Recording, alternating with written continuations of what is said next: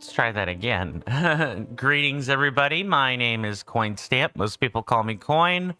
Welcome. Welcome on in to another episode of The Legend of Zelda Tears of the Kingdom. Hopefully we're all doing well on this fine Wednesday afternoon in both body and mind as we gear up and prepare for our 4th of July weekends, aka Independence Day.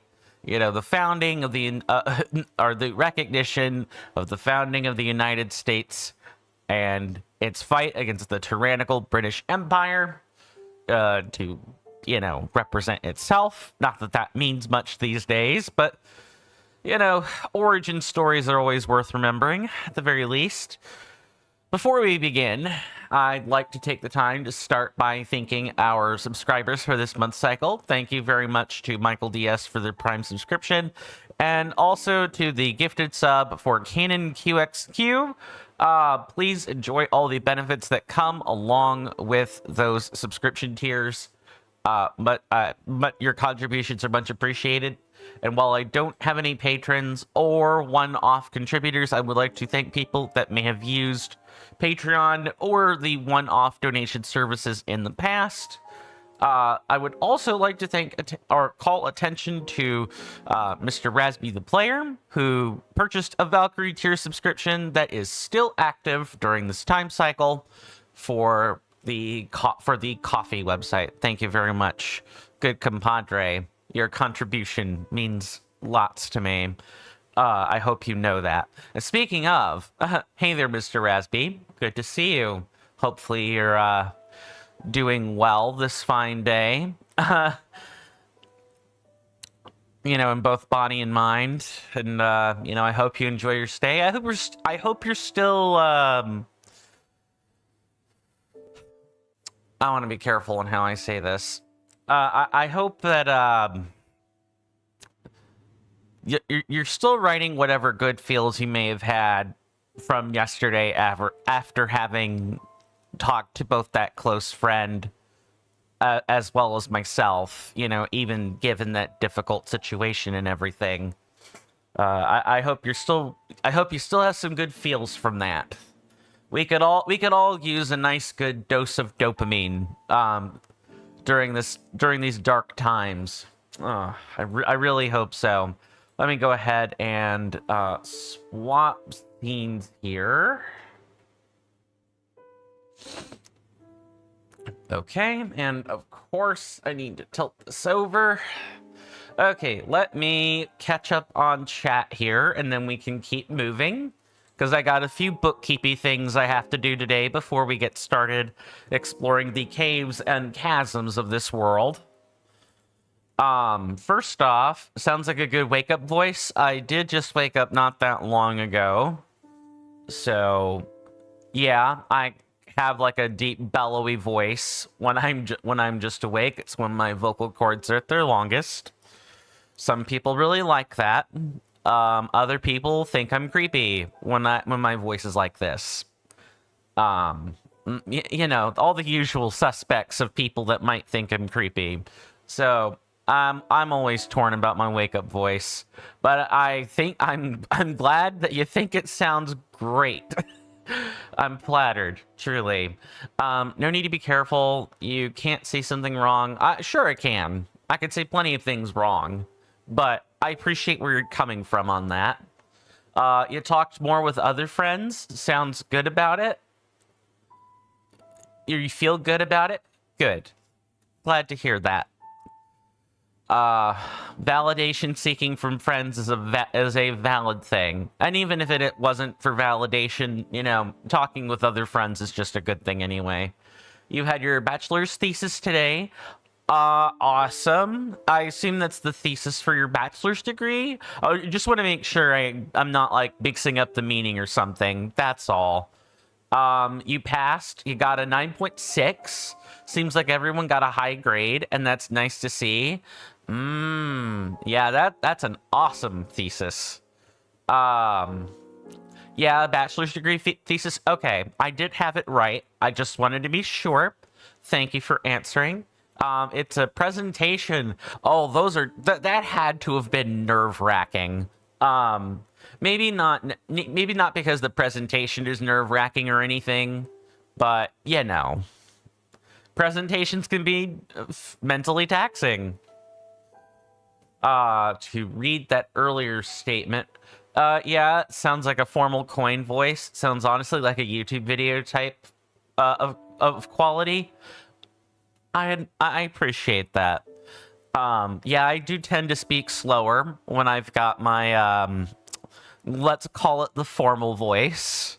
I do tend to speak more slowly, whereas once I've actually woken up, I can go yip yip yip, like a Pomeranian dog all day long. And some people find that annoying or charming. Don't know which one.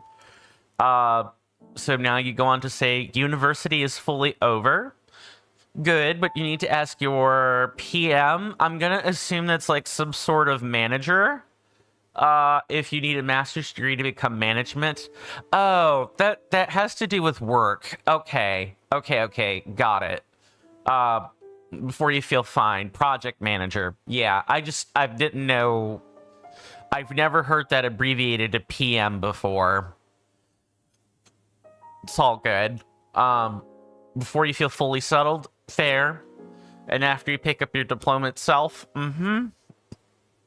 here's to hoping you don't need a master's, my friend.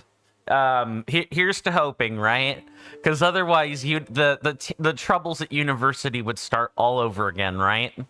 Maybe not all over again, but like a lot. So bookkeeping. What happened last time? Last time, we finished collecting Koroks seeds in and around the plateau. I spent entirely too long yipping. Also, we definitely demonstrated how not to build a paddle boat again.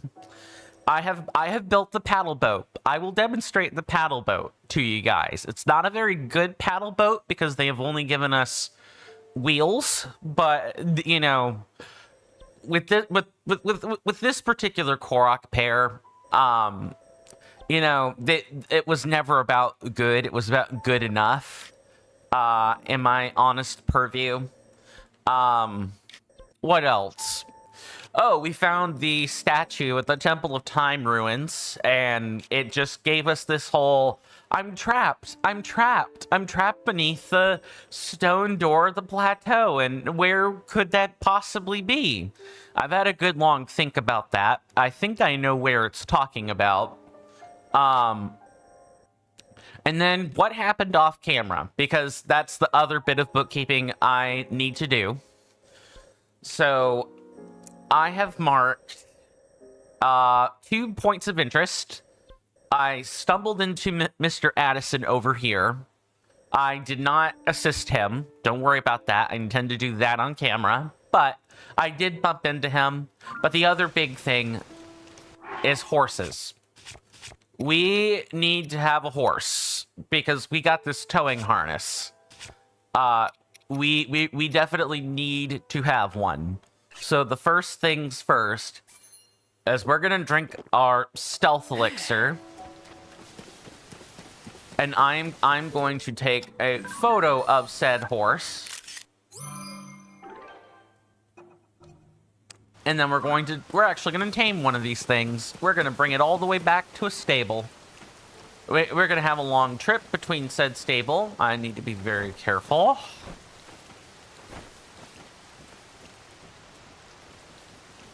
Case in point. Yeah, look, even with a level 3 stealth effect, even if I were to wear full stealth armor,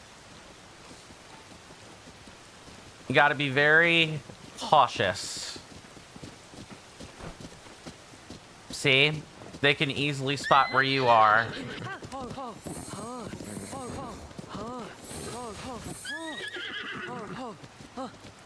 Okay, here we go. Man, thrift stores are quite a fantastic place. Hey there, Shiny. Welcome on in. Good to see you, good sir. Hopefully you're doing well.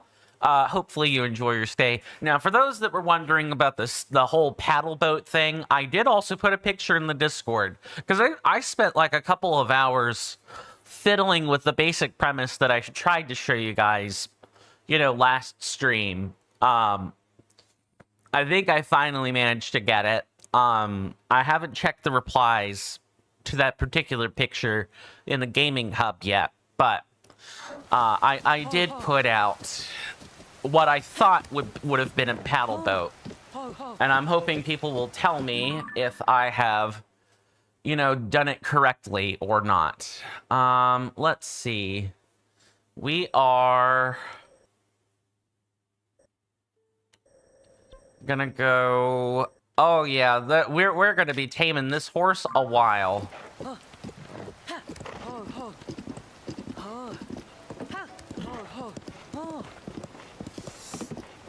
But at least now we're gonna have one of these things. This was the very first bit of bookkeeping that I wanted to get done, was the horse.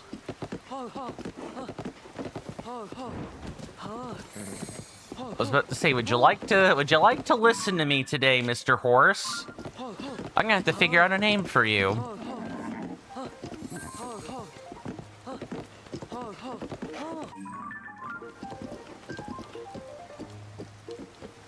I know a good way to get you to be loyal to me. Oh, registering a horse? Shiny says, you'll be in quite the awe once you discover something. Link is very speakative, Mr. Rasby says. I'm mashing L is what I'm doing. I'm trying to soothe the horse. Oh, I can't hold golden apples? Alright. Good. Oh no, it's because I'm in midair. That's what it is. Come on, Mr. Horse. Golden apples.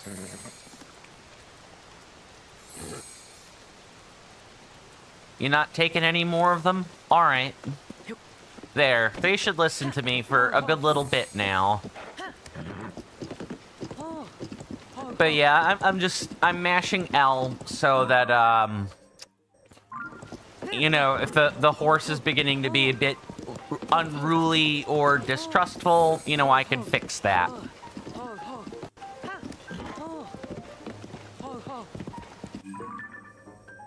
Where do we want to go? Yeah, unfortunately, the nearby stables are... Because if I look... Yeah, there's one over here. I can, turn around and cut through the field.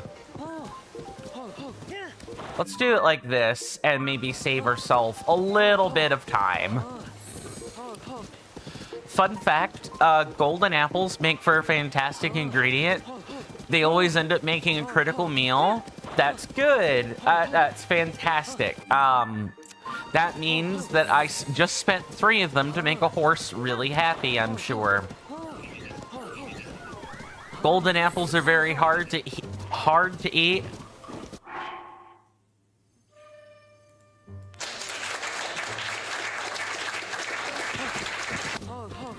Yeah, I'll say. You know what? I bet Eris wasn't counting on that, at all. Pretty sure that's the story of the golden apple, is that it belongs to the goddess of chaos and discord, Eris. She would often set up the golden apple in order to have people squabbling and fighting over it. Gold has a much higher hardness index than teeth. Fair. Yeah. Would make sense if, it, broke teeth. Wait, Eris is the Discord CEO? No. I mean the Greek goddess of chaos and discord.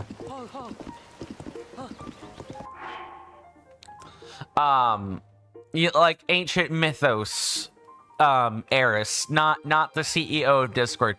Pretty sure the CEO of Discord is a dude. Shiny says that Apple Comet was served to us on a golden platter.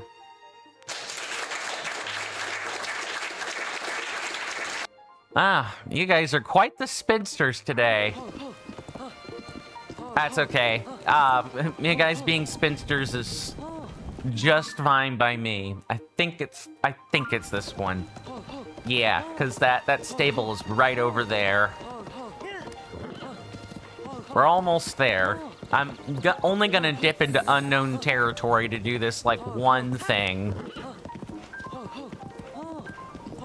And then we'll be right back to doing the other bits of bookkeeping. Promise. Okay, yes. Like that.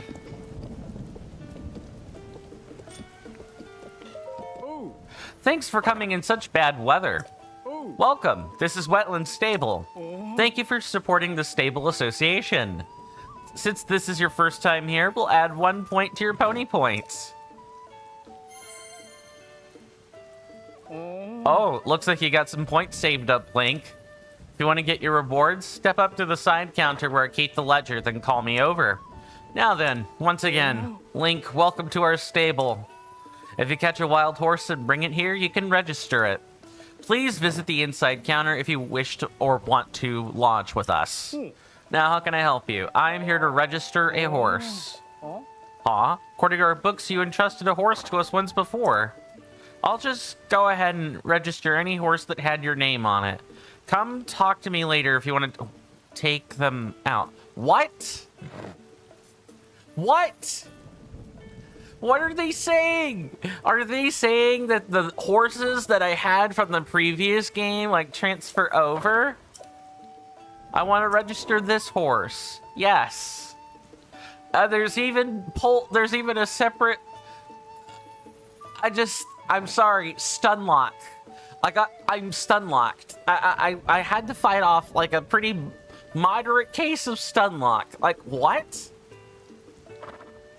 That's amazing. But I bet the ancient bridle and saddle are gone though, assuming that that's like a complete full transfer of horses and everything. Yes, I want to register this new horse. Normally when you register a horse, we charge 20 rupees, but we've got a special promotion going on right now, so you can register your first horse for free. Since you're registering a new horse, we'll add 1 point to your pony points. Well then, I'll move on to the registration process. First, please enter name for your horse. Yeah,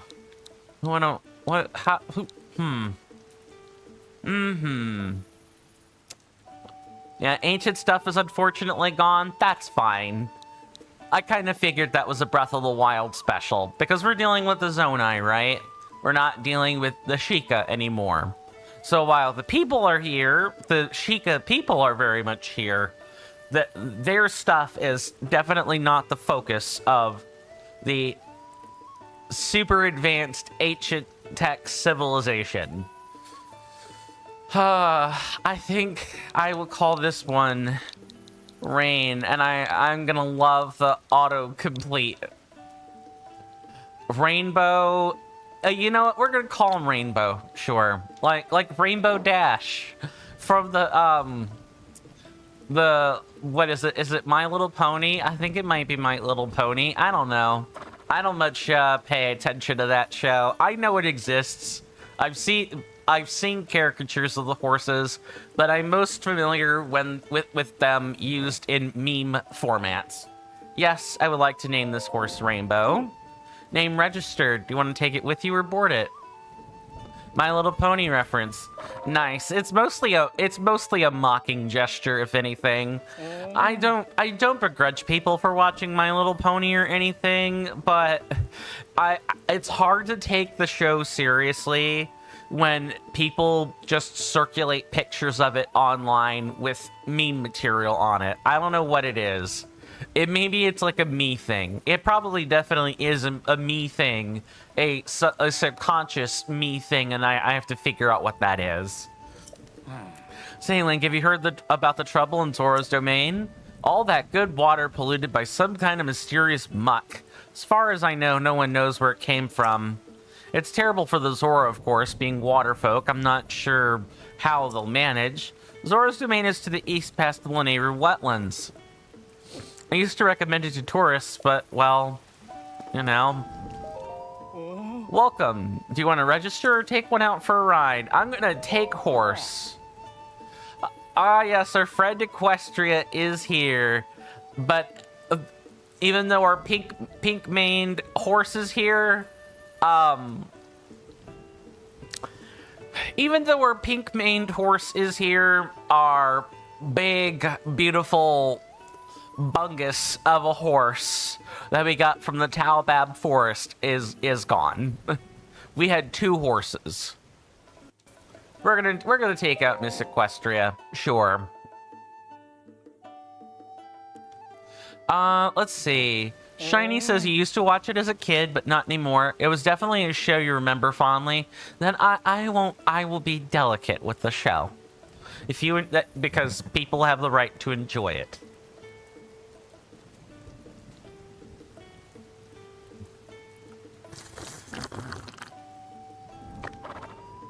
Because the show's like, what, about the power of friendship? You know, aka like 60% of kids shows are about the power of friendship. Since you're here, would you like to equip your horse with a towing harness? It is fine without one. Well, that's all I can do for you. Thanks for using the stable, pal. Speaking of which, do you know about whistling? If you get separated from your horse, you can whistle and it will come running. But your horse isn't magic. It can't hear you if you're too far away. So do keep that in mind. Come back again anytime. Well, I'm gonna feed this horse some apples. Because I don't know what loyalty this started with. I didn't look that closely. That's wild, though. Like, me taming a horse was totally unnecessary because I had one right from the beginning.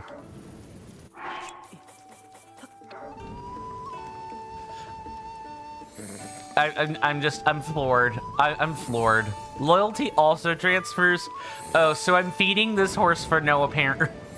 That's not true. I like being nice to animals in video games. So, I guess I'm gonna enjoy the. I'm gonna enjoy the slight smile I get on my face.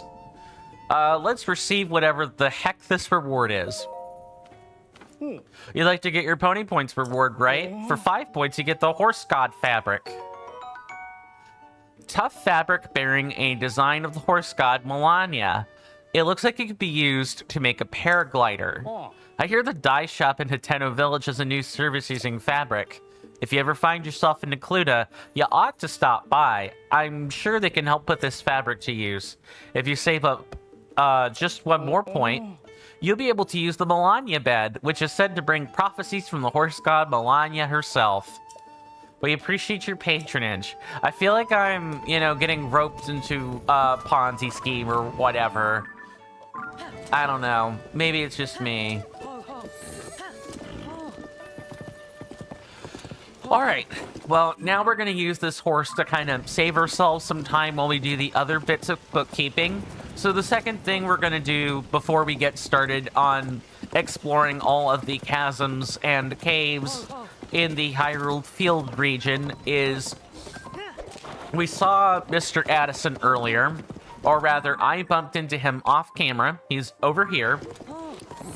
So I'm going to quickly help him hold up a sign real quick, and hopefully it's not too complicated. There's no cockamamie, half the sign is tilted wrong. Again. Still, one can't really be too mad at Addison, you know. He's doing his best. He's doing his best, and it's hard to be mad at men like that.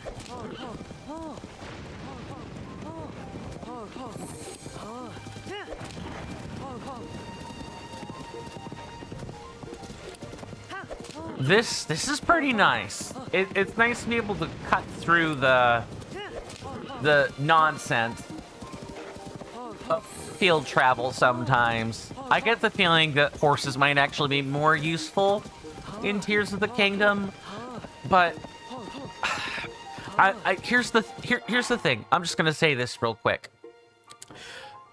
It's hard to want to use a horse when you're going for the 100% experience, because you'll be dismounting your horse like crazy, trying to get every Korok seed.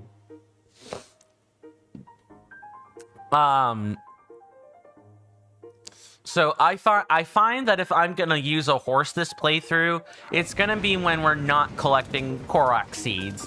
You know, we're doing like cleanup per region or something like that. Fun fact, or BTW. There's a funny fact about Addison. He specifically got sent on a mission of placing signs because I presume Hudson would be the guy in question here. Wanted to make him occupied as much as possible. Yeah, I'll say. That sounds about right. That's because Addison is a dedicated worker, but he ends up messing up a lot of things. Yeah, I could definitely get that.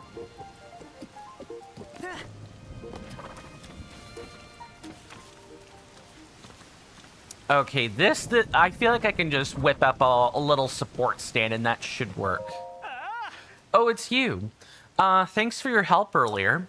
I'm putting... Right. I'll leave you to it because I gotta make the thing first.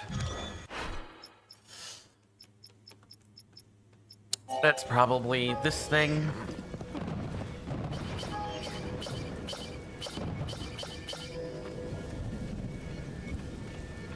Where there's definitely a thing that's missing, but it's fine.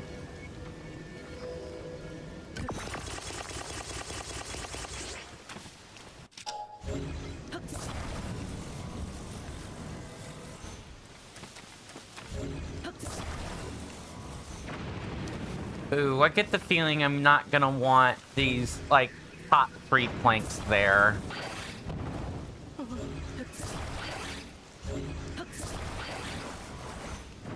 Drop that.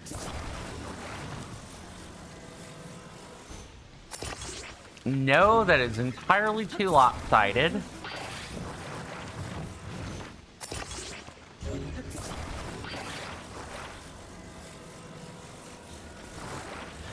I really do wish this were more precise. There. Why was that so difficult?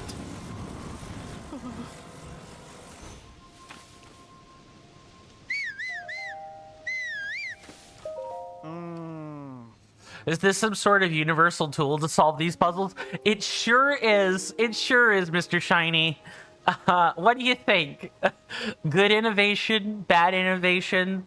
I realize not all of these signs are like this, but where, you know, a simple little prop will help fix it, because some of them will have the little clasp or latch on the back that you gotta slip a beam through so it stays supported. I realize that. But the ones that don't, like this, I'm pretty sure the universal call was to just have a little support so that, you know, we could get to business. Try letting go, Mr. Addison. Yay! For easy solutions. You know what? Here's the funny thing. I enjoy auto build. I do enjoy the ease at which it like helps us with stuff like this. But can I say that it takes the wind out of the sails of this game sometimes? It feels like cheating, if that's making any sense. At some point, you'll just end up using floating platforms. You'll find out what those are eventually. I assume you're not talking about the Zonai platforms, right? You know, the ones with the little grid lattices on the sides that you can kind of ascend through and climb on. We fought a Flux Guardian version 2.0 that had those little platforms on it. I can point out the island in just a second.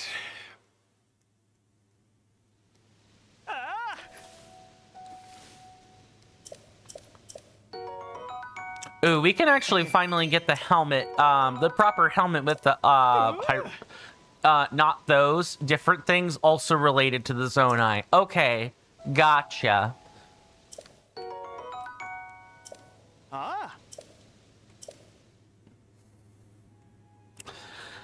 Oh, Addison. And let me take off the Yiga mask before I brine into public. Let's do it like that.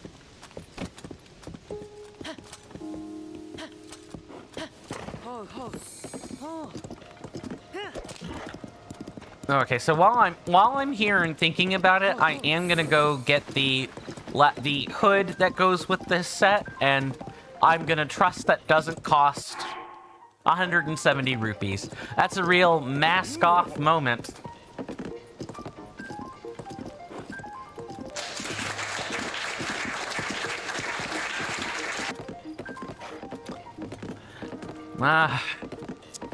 The jokes do be spinning themselves. That's what I'm gonna say.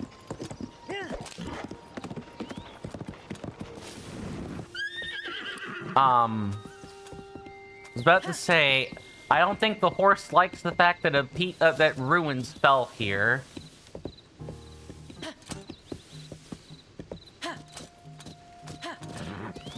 Oh, I guess there will be... It seems like there should be some more pieces that are going to fall later, because Lookout Landing feels like it's supposed to be a hub to me.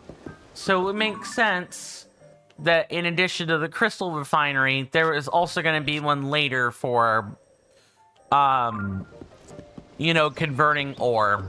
Maybe I'm wrong about that, but I'm going to at least think positive thoughts. Okay. Oh, you're telling me you can't gallop inside Lookout Landing. Got it. Okay, then. Oh, right. It's, like, over here.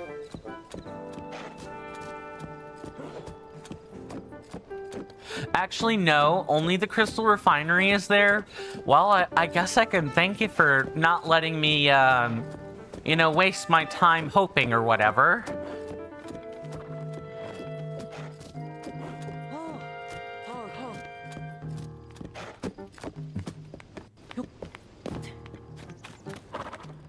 Yay, I've been wanting to buy this. Nice choice, 70 rupees.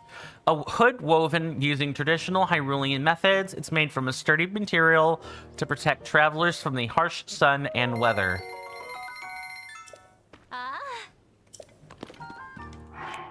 Absolutely. Now we have the complete set. I couldn't be happier. Okay, what next? Also, you've unlocked a quest. It seems a construction worker there needs our aid. Oh, you mean Carson, right? Yeah, why don't we go take a chat with him? This might actually be a good time to check in with a lot of the folks here at Lookout Landing. Maybe there are a couple of other quests that might also have been unlocked. I've been sorting out whether or not I can build a mini stable in Lookout Landing. Lester has come here to care for the horses. So it'd help him a lot. It'd help him out a lot if he had a proper stable. The project would likely take me a while to complete. But once it's done, you'll be able to take full advantage. I think you've caused quite a stir since your arrival here. People do fuss, don't they? If this is your first visit, talk to that soldier in the center of our little horse, or fort. Or were you hoping to register a horse? Yes. I better hope I'm not entering the inside of a Trojan horse. We're still getting things together on that front, so I'm afraid you'll have to hold your horses a little while longer.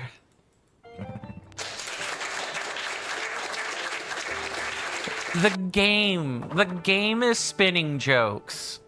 The game spins the jokes for me. Hey there, Mr. Sizzling Seal. Good to see you, good sir. Hopefully you're doing well in both body and mind today. And I hope you enjoy your stay. You have come in just in time. We're doing the bit of bookkeeping before we get to exploring all the nooks and crannies that the Hyrule Field region has to offer. So I don't want to register horse. I don't want to do that. Eventually, we'll progress to the point where we... Shiny is saying it'll progress to the point when we need to add our finishing touch to this mini stable, but that will be unlocked with a bit more progression. Yeah, like, I think NK was getting perhaps a touch antsy about this earlier. I do intend on making my way over to regional phenomena, I promise. But I'm wanting to soak in the game. I want us to soak it in together, because there's a lot. There's a lot to do. Also, I can delete that. And this stamp as well. There's a lot to do. I want us to take our time with it, because I think that's what the devs intended as well, is for us to take our time and get lost in it. Not, you know, speed through as fast as possible. Now, for a lot of folks who maybe have been here since Breath of the Wild, where we did bum rush Rivali's Gale, I gave my rationale for that, and I'm pretty happy to do so again. Rivali's Gale made collecting a lot of the Koroks significantly easier. That's why I did it. Here, there's no such thing. The closest thing we have to that is, like, auto-build a flying device, and we're missing some of the parts to make an airplane. We've got, like, the schematic, sure, but we're missing the ability to easily carry the, like, control devices. We don't have those yet. So until we do that, might as well take our time, right? Might as well enjoy everything the game has to offer. Now that we're done here, let's see. There are a few NPCs I want to check in with. I'm not going to check in with everyone, because I think that's like we've spent long enough here as is. But I do at the very least want to check in with Robbie, Joshua, and Pura. Oh. Okay, that's the same text. Yeah, I think the game is waiting for us to go to an area with regional phenomena in it first. The Pura pad will prove to be absolutely essential for fighting the princess. I'm sure of it. So you'll want the pad upgraded to be of even more use, starting with that shrine sensor. But I can't do it at Lookout Landing, not with the meager equipment we have on hand here. Even with my genius for these things, I need to upgrade it at the Pura pad research lab in Hateno Village. Okay, so that's 2. I'm pretty sure this place ain't changing until we do one of those regional phenomena, but it doesn't hurt to be thorough. Hiya, Linky, popping by to make an appearance. I don't see any visible injuries, so you must be holding up okay out there. Have you made any progress on investigating the 4 regions? Everyone in their damn regions. It's what they care about. Check it. All fine. Everyone's just stuck in the past, I suppose.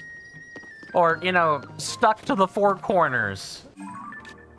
Okay, let's go grab our horse. Let's get it stabled, and then I will show you guys the paddle boat I intended to build. I think the little sampler of parts they give you with that particular Korok pair quest, is fine, but there aren't enough wheels, right? There aren't enough wheels to have any, like, seriously good propulsion, like to have seriously good propulsion to go with it. Like, I spent, I think, maybe 5 minutes to get a quarter of the distance across the lake.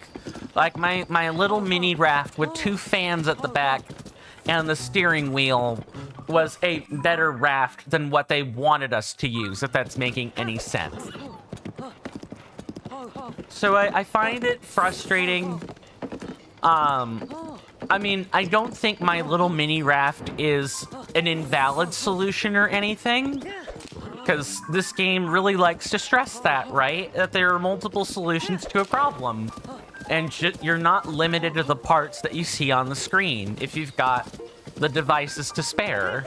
It's just, I take some commensurate amount of pride in, you know, solving the problem the way it was intended to be solved. and the way the devs wanted you to cross that lake was to make a paddle boat, or at the very least, some facsimile of a paddle boat.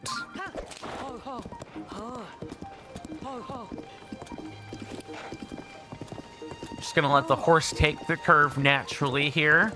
See, I can take my hand off the controller a sec here. Disappear, you ungodly cur. Oh, thank you, Sizzling Seal. I totally forgot to ask, good sir, but how's the Satisfactory going? How has the progress been going toward that? Yes, and yes, Mr. Rasby, I did actually add that. Let me see, is the description accurate? I'm not paying too much attention to the horse right this second, but I probably should, like right here.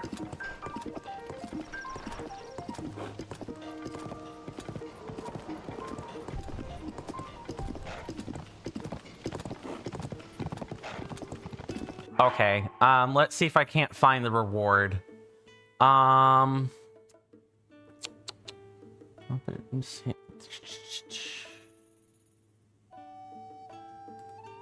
Yes, I did in fact attribute you with the credit to the, I did in fact attribute Mr. Rasby as credit for both the idea and the permission for the random soundboard noises. It was really easy to do, actually.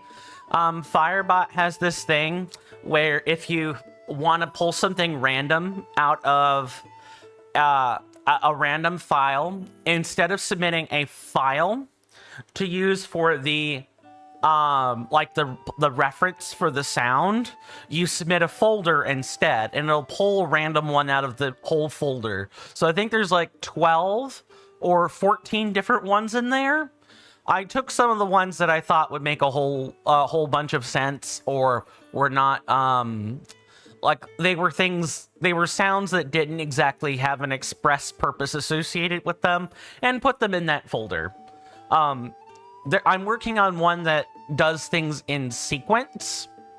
As it turns out, getting the program to count is way harder than getting it to do something random. I'm still working on it. And the worst part is that, you know, I'm going to be at my client job around the 3rd or the 4th. So that would be tomorrow. So, well, not going to be able to work on it. I'm going to be stuck. I'm going to be stuck with my job, which is fine, but I'll be away from my computer for many hours. The morning voice buff went off. I mean, good. Sizzling Seal says it's been playing it too much, TBH. Hey, if you're enjoying it, there's no such thing as too much. But games like that can be taxing because it can get tedious getting the upgrades for things.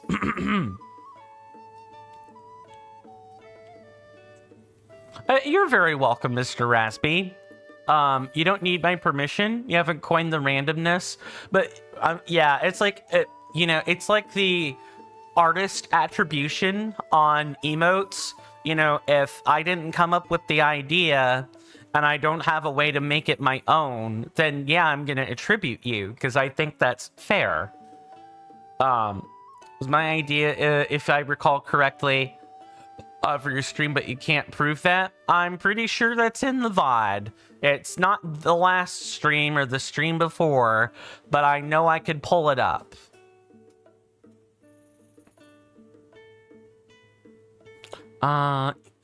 Raspy goes on to say, I've played Satisfactory a lot more, to be blunt. The game really sucks.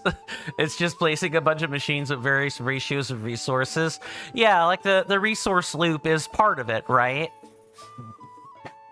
It's a resource management sim. That's what it is. If it's like Slime Rancher or okay, it's not exactly like Slime Rancher. But at the end of the day, games like Slime Rancher, Terraria, Satisfactory, Factorio, like they eventually do become resource sims.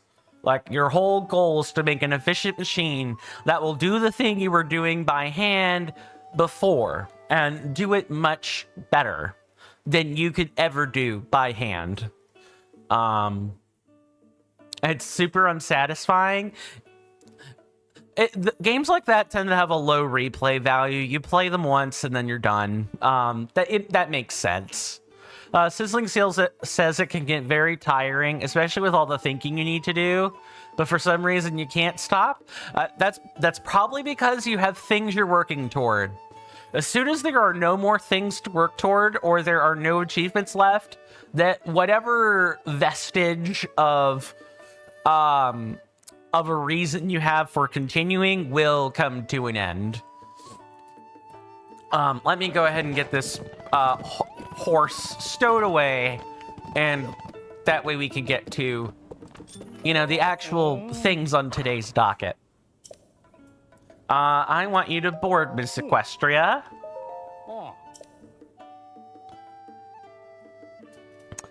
You enjoy innovation, thinking outside the box, Raspy goes on to say, and to me, the automation games really are not feeding that up. It felt more like doing math. I mean, hey, that's the game. Sometimes you do math. You do math, and you're gonna like it. Next thing is I wanted to show you guys the paddle boat. I could, you know, demonstrate it out in the field at the cost of some ore, but I would rather not spend the ore on this, if I'm being honest with you. I would rather, I would definitely much rather just take the little trip and, you know, use the parts that are right there. So we want to head south. And then we'll mark some caves we haven't been in yet. Oh, and I guess the other bit of bookkeeping, the last little bit of bookkeeping I want to do is I've given some thought as to what the goddess statue said, and I think I know where it wants to drain that water. So we're gonna go to that spot, and that should start to solve a lot of problems for us, or you know, unlock an interesting side quest. Maybe one of those. Maybe it'll even lead us to the to like a statue in the depths. Let me catch up on chat here. But you do enjoy the 1.12.2 pack for automation a lot, which is interesting because you have no measure of how much you produce, or it's hard to find and not the point. The point is to unlock availability rather than increase speed. And each time you increase efficiency, it's vague, unmeasured, and arbitrary. Yeah, that sounds about right. You're increasing efficiency for yourself because you feel things are inefficient, or you see things that are inefficient. It also lets you do various kinds of automation where the focus is being able to do it all. Right. You've already said that. 1.12.2 is a Minecraft mod pack. Ah, okay, that's what that is.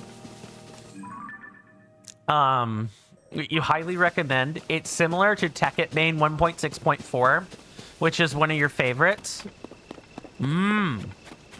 Sounds like we've gotten some hype for some Satisfactory. I've been keeping the game on my radar, but like I said, I just spent on Oblivion Remastered, and that's been a nice purchase. I think I have a type, and I'll get to what that statement means momentarily. Maybe after our first break for today, but I think I've got a type, everybody, and I hate that I have come to that bit of discovery about myself. Sizzling Seal says, "Damn, Tekkit. That's like the first factory game mod pack you ever played."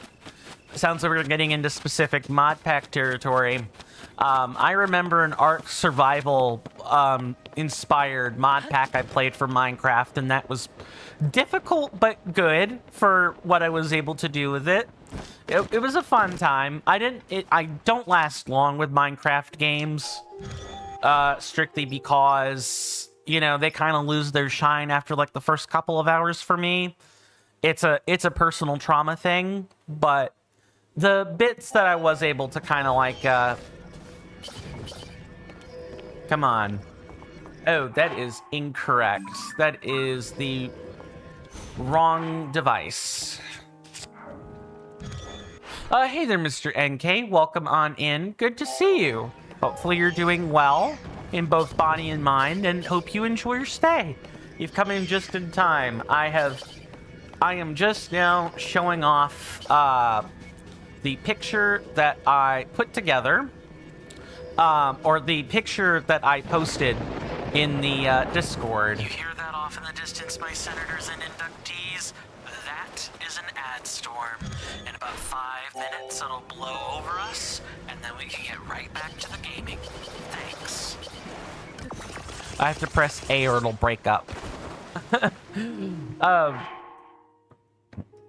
So that was my cue. I totally forgot to do the usual gesture that I do with these. I'm doing it now, but it's meaningless. Yes, an ad storm is definitely incoming. That is our 5-minute alert before I take a commercial break. For those of you on Twitch, I play some ads to keep the pre-roll away. I wish I didn't have to do it. And you know, this is the part where I tell you should use an ad blocker. So I'm gonna say that. But also, if you have like a subscription, like a tier 1 subscription or better, that will also cut out the ads for you. Take your pick. The ad block is cheaper though. No offense. Anyway, if you guys like this content and hadn't considered doing so already, you know, well, technically, Mr. Raspy, you are a senator. You actually purchased a Patreon or a coffee tier, excuse me. You're in the Valkyrie tier. Granted, that's not a traditional senatorial tier, but it is a senatorial tier nonetheless. It's just what the tier is named. I wouldn't think too much of it. IRL Storm plus Ad Storm equals...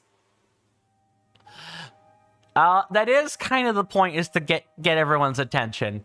Anyway, like I was saying, if you guys like this content and hadn't done so already, please subscribe on YouTube or follow on Twitch.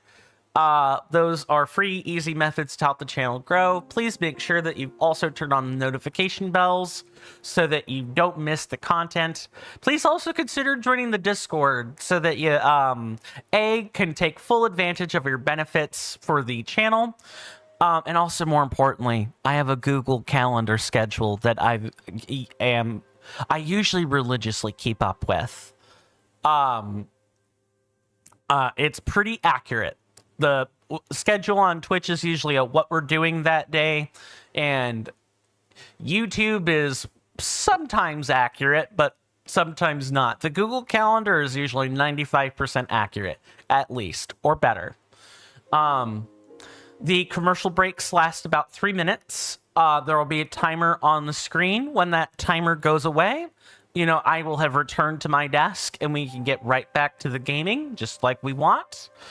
So I definitely recommend that you guys, you know, get up, stretch, take a snack, or, you know, take a breather, get a snack, you know, do whatever fits your fancy for those 3 minutes. All my ad breaks are scripted. You can at the very least guarantee that once that timer is gone, for the most part, it's back to business. Raspy says, I am a Valkyrie. Valkyrie was my main in For Honor when you were a new player. Overdosing on snacks is everything.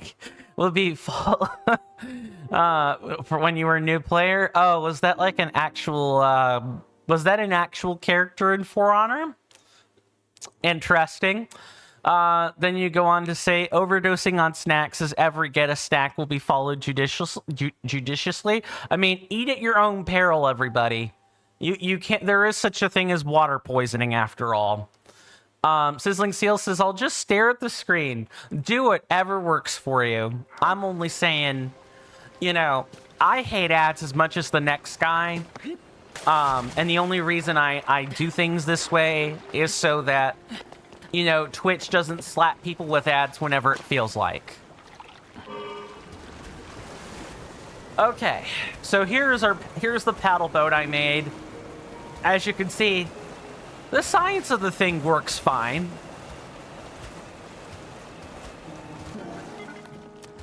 But it's not very good. It's not very good. I still get the feeling like I messed up somewhere along the way with my design, but I did do my research with the design. Oh, hold on. Okay, no one redeemed stretching servo, so that's just people LARPing in chat for whatever reason. But here comes the break. See you guys after said break.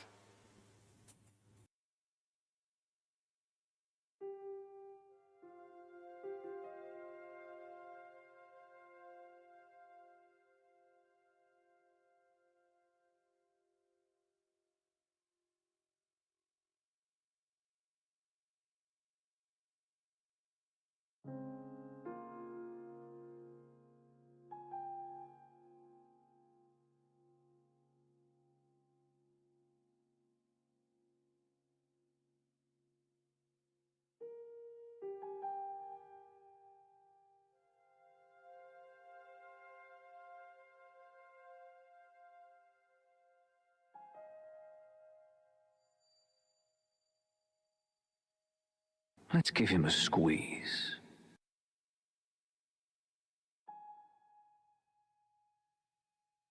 Let's give him a squeeze.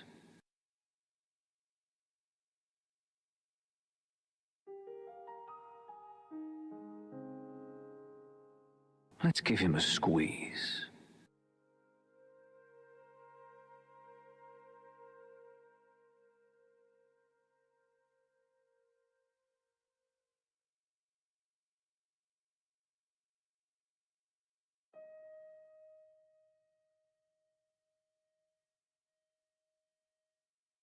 Now, don't get excited.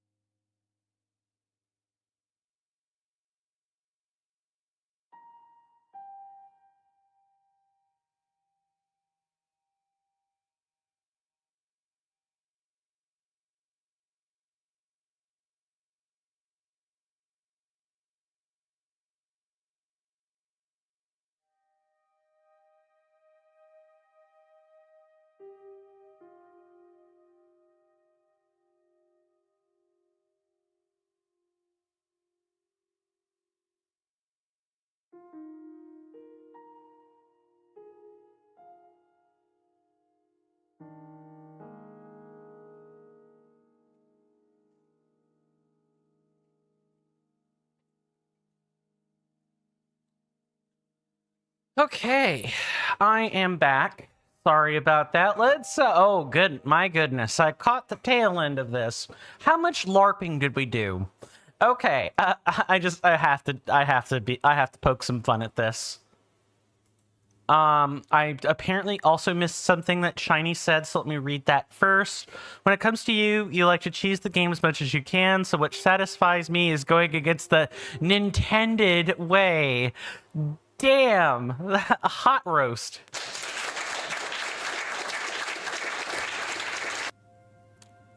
Okay, let's see. Razby says, you will stretch impulsively each time it's mentioned to maximize my bodily health.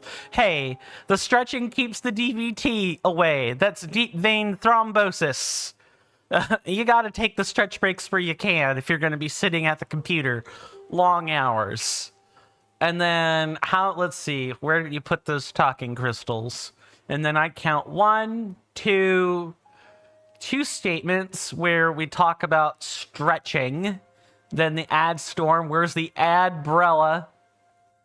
And then apparently there were no ads for Mr. Sizzling Seal. I mean, there's only one thing that could be, because I did recently check my subscribers list, and that means, you know, he's being smart.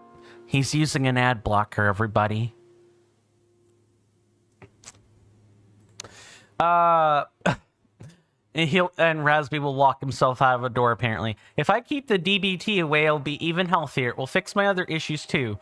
I should start waking up at 4 a.m. to do jogging. Let me issue a little clarification there.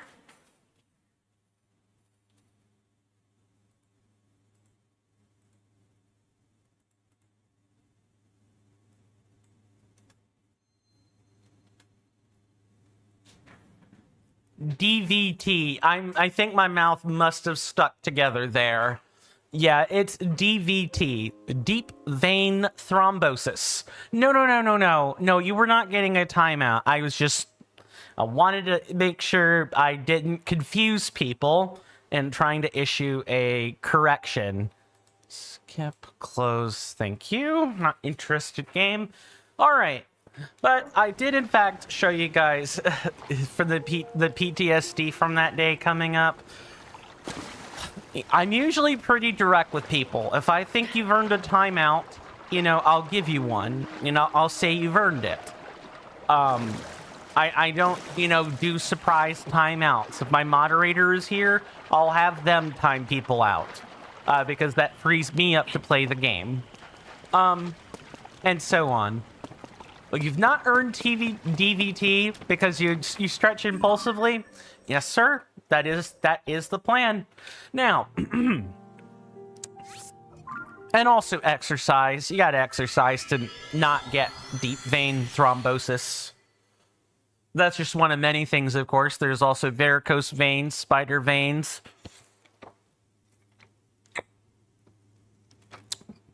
I've got a couple of those. They're not fun.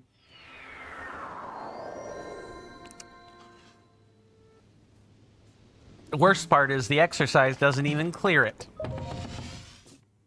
You're stuck with them. There are treatments to get rid of those, but they are painful. Do you know how varicose veins are cleared out, my lovely senators and inductees? I'm gonna let people have a guess. Okay, I need to go to the surface, and I think this might be our particular spot in question, so we're gonna head that way.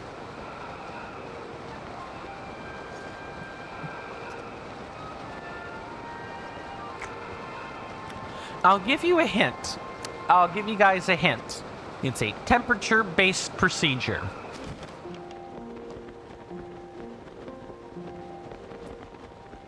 And I'll probably, count to 60, and if I don't see an answer, totally fine. By the way, I'm not obliging anyone to answer. I'm not obligating people to answer. I'm just curious to see if anyone knows.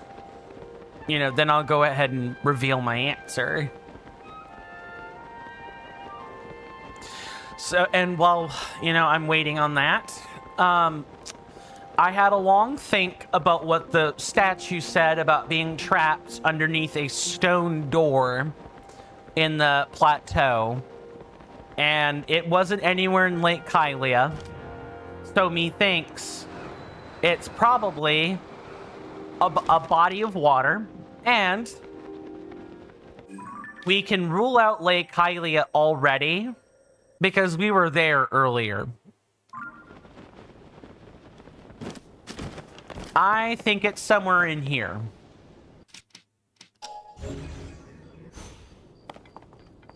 Let's see, can I zoom in with a camera? Maybe.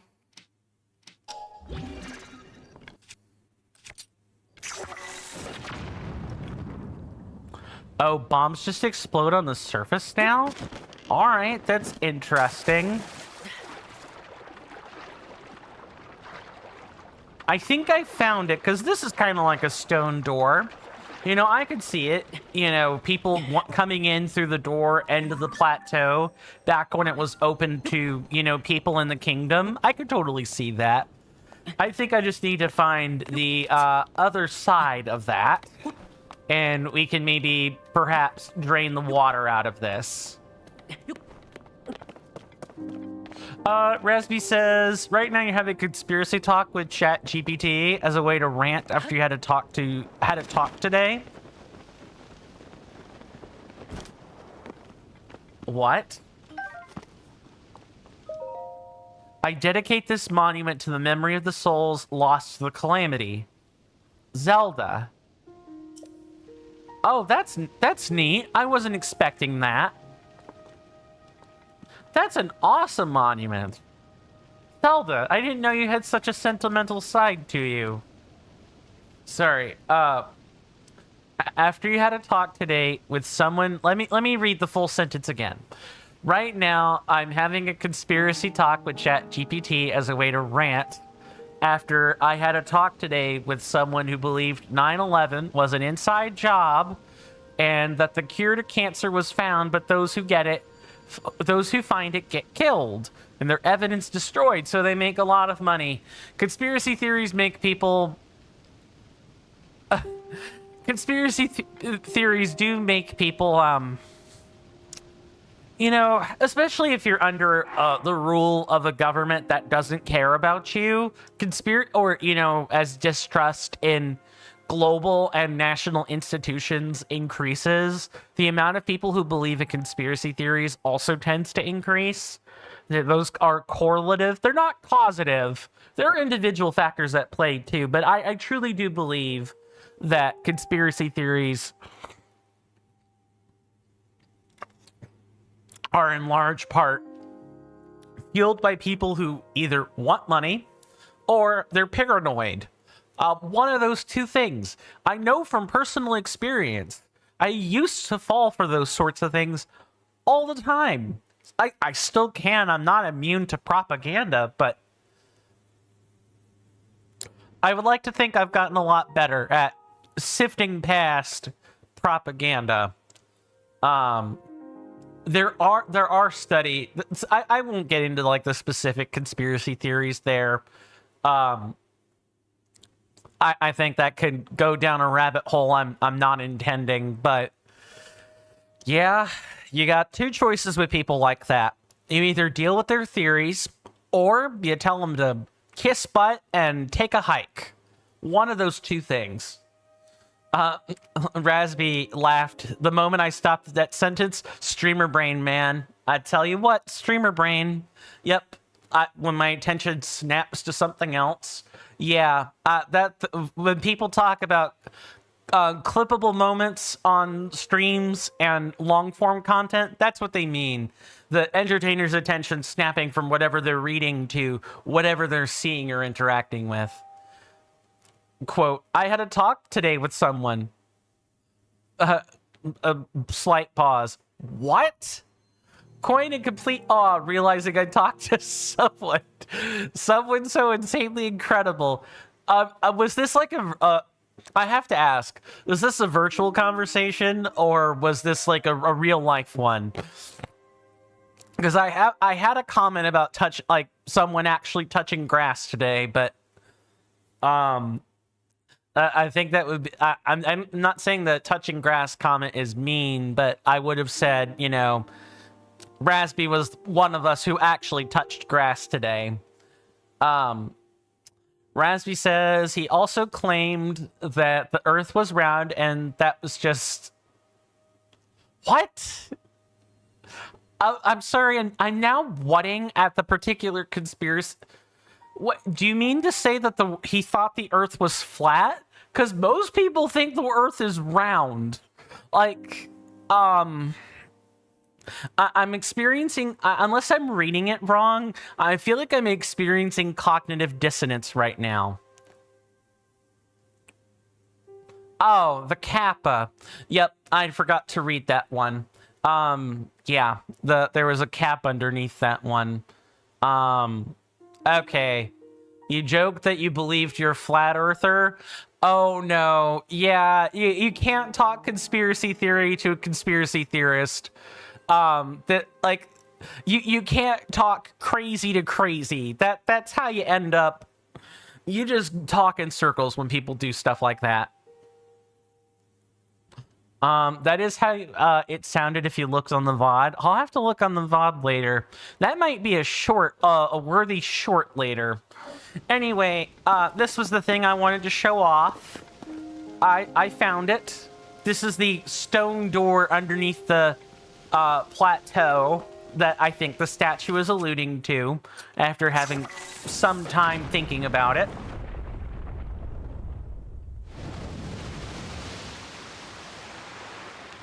Make sure I didn't miss anything on YouTube.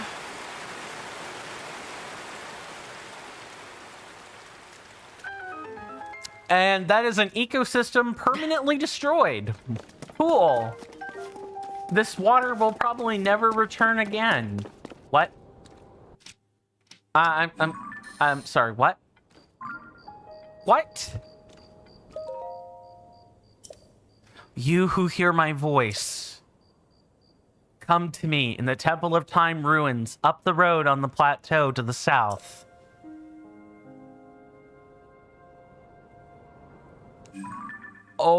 Okay. What the heck is this thing? I guess we're gonna find out, huh?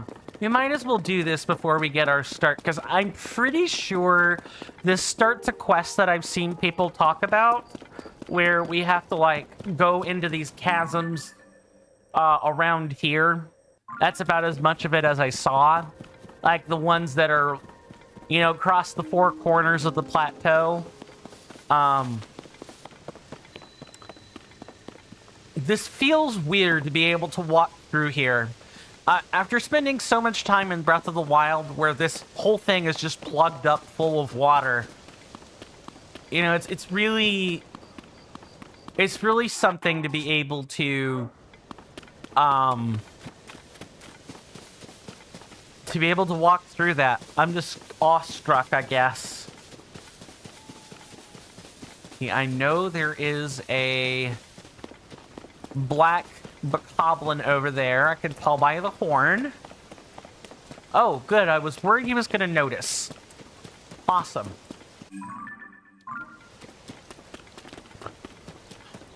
Okay, let's get up to these ruins so we can talk to the statue, eh? And this will be the last bit of bookkeeping we do before we begin the very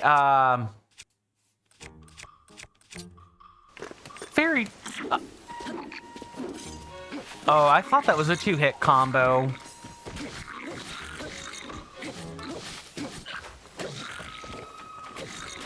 Yeah, drop your weapon, good sir.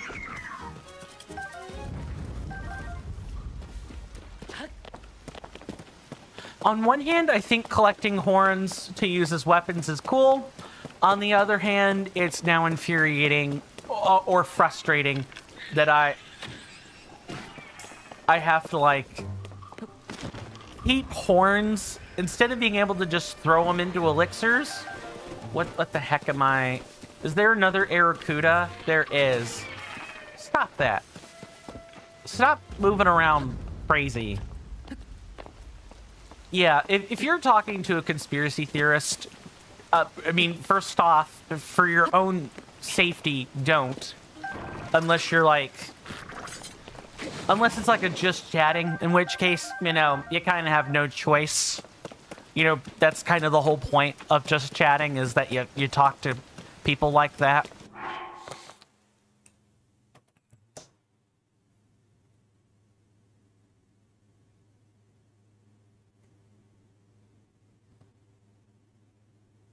Talking with Chat GPT is if you're conspiracy theorist or conspiracist and trying to use their exact reasoning, man, holy heck, you can bend the truth however the F you want. Yeah, that's AI for you. Or if, that's like using the AI's own features to prove a point. Like, you can do anything with AI. Just think about the number of conspiracy theories that are going to be peddled using deepfakes now. You know, people... You can't even use video and photo evidence to verify that what an AI is saying is false. Because there's now video that makes it look like someone said or, you know, didn't say something. Or did or didn't do something. No AI, you mean that you pretending that you're a conspiracist being able to make reasonable claims or reasonable sounding claims that are utterly insane? Yeah, that's how they get you. That's how they get you. Like the, some conspiracy theories actually have like perhaps a belt of truth to them. There are a lot of people that think that the 9/11 conspiracy theory is true, for example, that it was an inside job. And a lot of those people point to the type of explosion that that occurred between when the plane hit the towers and like people looked at the exact timing between the explosion and when the planes struck. People also are, unfortunately, perhaps using Donald Trump's words from so many years ago when he was perhaps more cognitively clear than he is now, because Donald Trump also thought it was an inside job. And so guess what? A lot of people now also think it's an inside job. It's gross. You who hear my voice. Before that, though, let me catch up on chat here. Here's a list of tools you can use as an intentional conspiracist. You misunderstood my point. You're projecting it onto me. You should learn more about it. And a long list of very specific doubts that you can always spin around and move goalposts indefinitely. Gaslighting. They're gaslighting you into saying, oh, you don't believe my conspiracy theory? Learn more about it. Or you're projecting your... Yeah, like it's... Projection is gaslighting. With the specific intent to make you question the validity of your own claims in turn. Or just claim that what you believe is just directly the truth because it makes sense to you. That's a human trait, but yeah, especially with conspiracy theorists, that is something they do a lot. Or others covered this up like endlessly and have called directly on it. Call them out for insulting or dismissing you. Yeah, like they themselves are doing the projection and the gaslighting. The thing that they accuse you of doing is what they themselves are doing.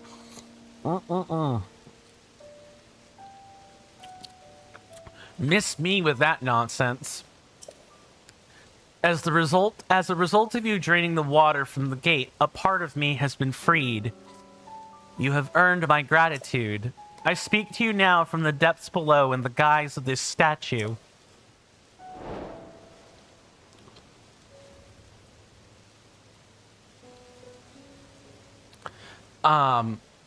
And if you call, Raspy goes on to say, if you call them out for projecting onto you, they can't call you back on it because then they'd be confirming it, right? Like it's a very nice trap you can set up for a conspiracy theorist who's projecting onto you. You who hear my voice.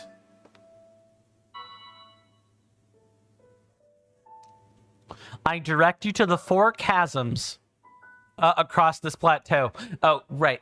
I have to remember, you're saying this as though, you know, you are talking about being a conspiracist, a conspiracy theorist, and not a normal person.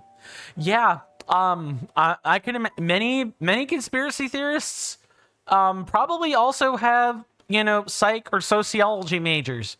That's probably a bit of a stretch, but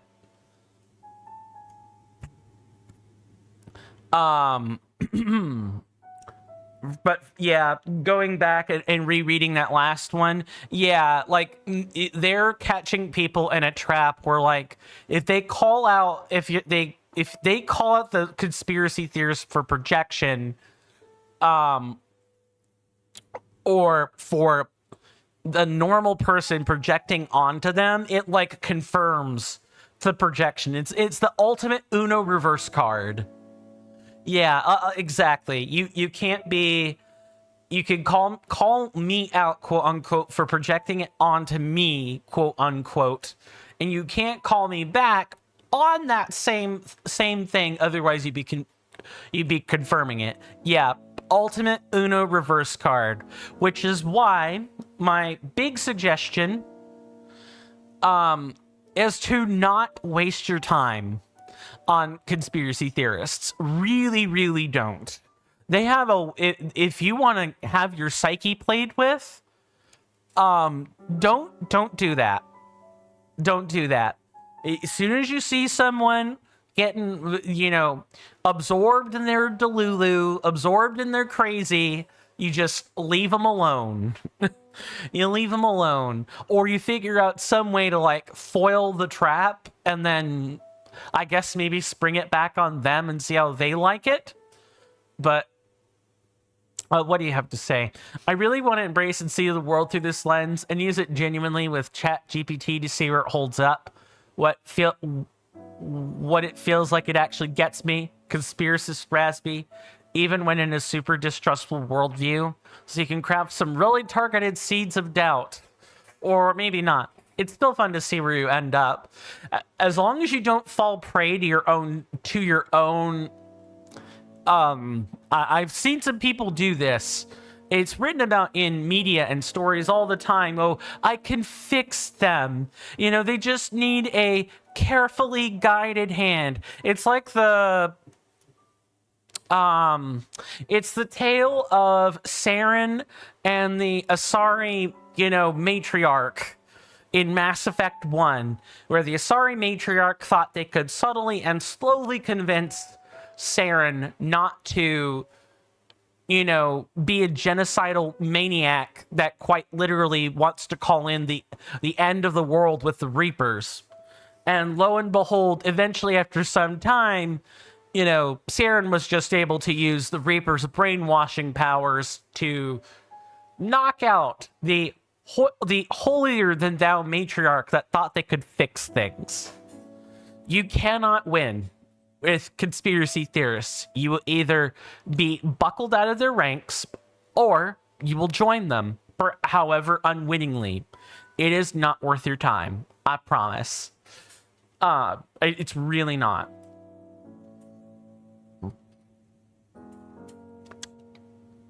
I want to redo the experiment, but instead of simulating me playing a conspiracist, simulate someone being racist or anti-Semitic. You're going to get ChatGPT yelling at you for that. You don't want to do that. I direct you to the 4 chasms across this plateau. Each one of them has my eyes nearby. Drop them into the chasms. Then deliver the stones to me, who dwells in the depths below this temple. Do all of this, and a reward will be yours. You explicitly tell it you're simulating it so you don't get flagged. Fair.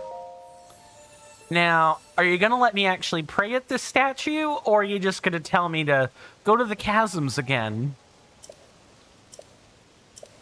Okay, you're going to tell me to do that. We're not ready to do that yet. Now that we've done all the little bits of bookkeeping, for those that want to follow along for finding all of the wells and chasms, for those of you on Twitch, you can type in !TOTK MAP, and that will get you the object map for the region, or for the entire game, pretty much.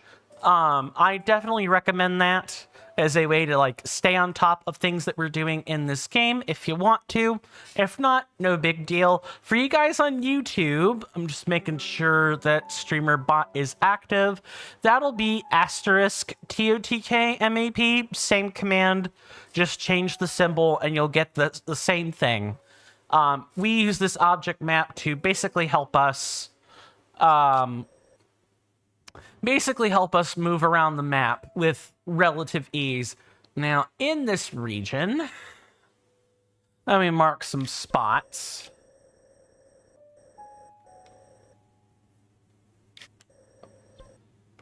Want to be careful with where that starts and stops. Okay, so one of them is like here. We have a couple that I marked, but never really went into. This one I'll leave as is, because there's a nearby shrine.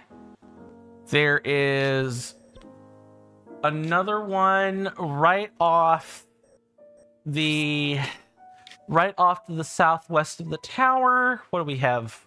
Did I see someone chat? No, it doesn't look like it. Okay, I must have heard just a notice or something. There is technically a cave under here, but that requires us defeating the Thundergleok, which I have no capacity to do right now. I don't have nearly enough resources to make it work. I also don't have enough health or enough electricity resistance, so we're not going to do that. What else? No, we're back up here in the Lookout Landing region. If we look at the Regencia River, there's like what? There's a well along here. Oh, we already... Yeah, okay. Okay, let's swap that over. Sorry, just marking a bunch of stuff. And then we got a couple of caves up here. There's one. Where can I spot it?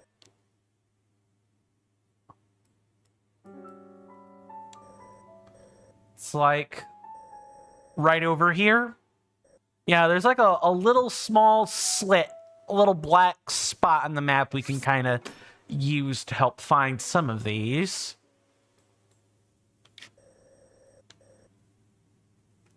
Oh, did I? What the heck? We missed a shrine, ladies and gentlemen. We have to go fix that. I don't know how I did not grab this particular one. Let's why don't we fix that? I thought for sure we grabbed all of the shrines, and the last one is the last well is like right over here. Some of the stables have wells. Okay, let's start exploring bit by bit, and we'll hopefully pick up that last shrine on our way to like clear out all this stuff.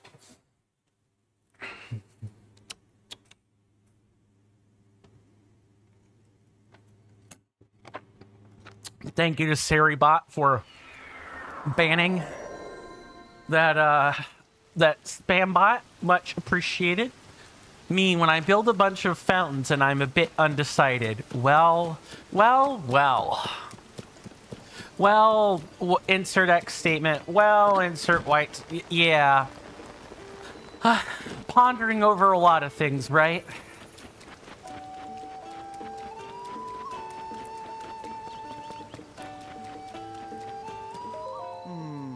So if I gather my thoughts, what I know is this. The legendary sword is more than fable and far closer to fact. Can it truly defeat any monster? Does it truly exist in Hyrule? Yes and yes. And it's highly likely to be found in the something woods. Huh? Tell me, how long have you been there? I've been trying to talk to you, good sir. You didn't happen to overhear what I was just saying, did you? Yeah. Well, you heard. I thought as much. But I have nothing to fear. I stand comforted that only the Chosen One can wield the legendary sword that defeats any monster. The Chosen One isn't an eavesdropper. He is an Eve that is perfectly fine with being dropped in on. Me, I mean. Wait. He is an Eve that is perfectly fine with being dropped in on. My mind went somewhere else. For whatever reason, my mind must have been in the gutter. I'm not going to repeat it, so instead, please enjoy this sound. Me, I mean. Or unless he thinks he's a legendary hero, he might think he's a legendary hero. Let me share this openly. Some days ago, I bid farewell to my dear wife, Sorelia, to set out from Lakeside Stable. I find myself now at this stable, but the something woods that I seek is still far away. So forgive me if I have no more time for eavesdroppers. I have to find the legendary sword to protect my dear wife. Do you not hear me? My fault entirely. Something woods. The legendary sword is meant for a chosen one, like me. I imagine that Sorelia is all alone, waiting for my return. I must find the legendary sword and return to her side as soon as I can. This guy is signing out to be Raphael from the Soul Calibur series. I will create a beautiful world for Amy and me. I think is one of his lines. Or my swordplay is peerless. Raphael is one of my mains in Soul Calibur, so I do know the man's backstory fairly well. That does sound like something he'd say.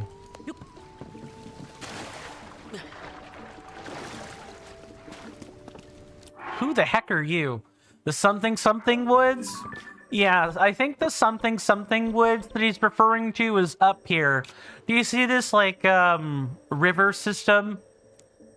There's a river that surrounds the northern Great Woods. That's what it was called in Breath of the Wild. This is where the Great Deku Tree is. And last time, that's where the Master Sword was inside the grove that you had to navigate through to get to the Great Deku Tree. It was in this place.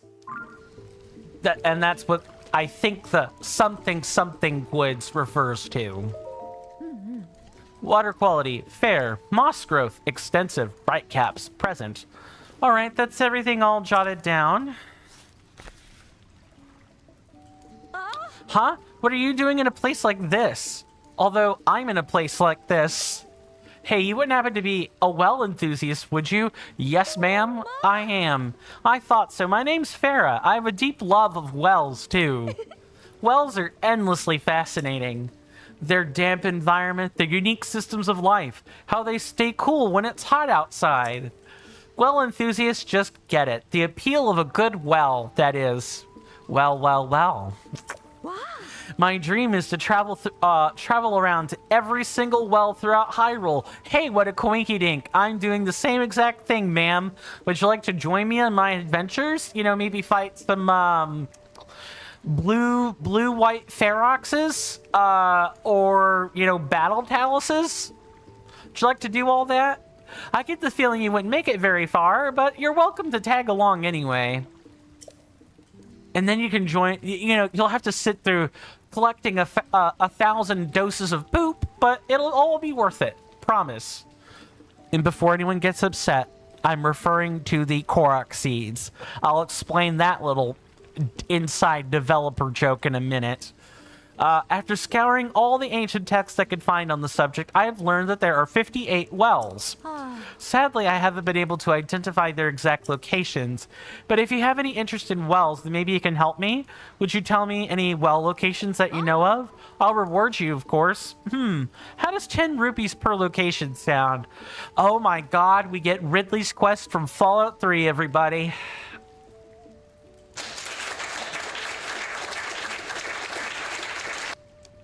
Might be Riley. Yeah, it's Riley's Rangers. That's the name of the org. It's like it's a leader and her like 4 or 5 other team members. I used to stream Fallout 3. I don't really have too many clips of that anymore, but one of the things we did do was talk to Riley's Rangers, and we went to the Our Lady of Hope hospital, where we had to fix an elevator and fight a bunch of super mutants. That was fun. This is that quest.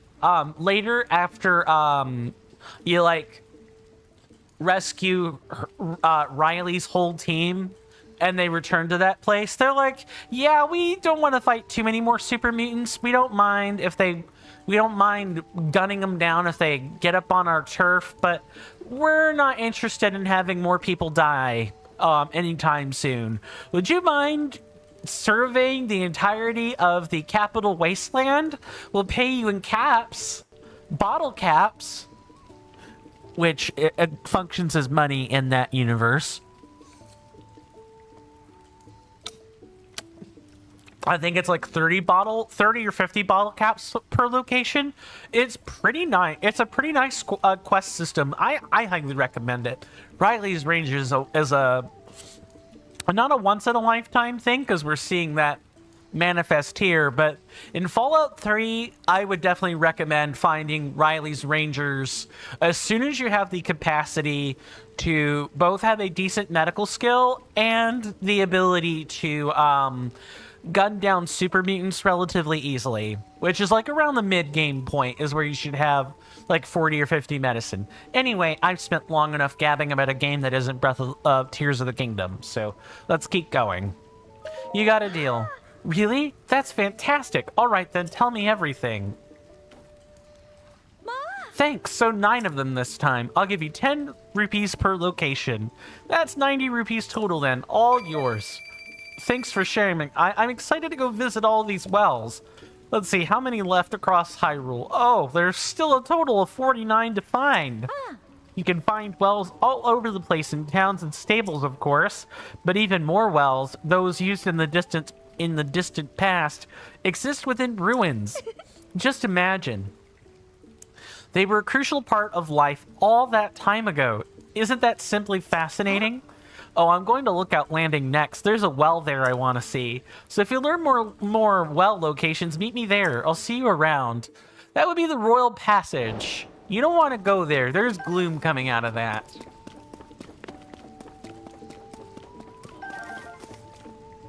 You might as well pick up the resources that are here, which is like just a few things. What the heck is that? What the heck is that? Oh, it's like an embedded chest. Yeah, it sure is. Oh, it wants me to build a little scaffold. He wants me to build a little scaffold so that I can, you know, put it next to the chest and grab it. Let's do it then.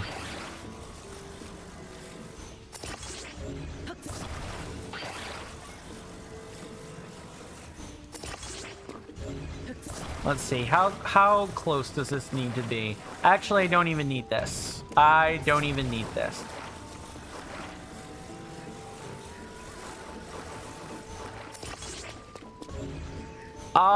It's probably good enough.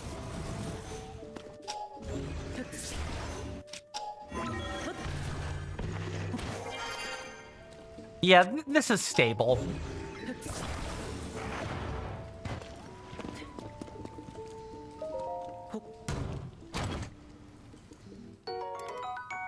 A spear for throwing with a decayed tip lost its sharpness but kept the balance perfect for throwing, enabling you to throw it very far with the durability up. Let's drop this and then drop this and take a picture. We already did. Do I want to do that? The issue is that even though it's decayed, like breaking this is going to be very difficult. Let me find a different throwing spear to break later.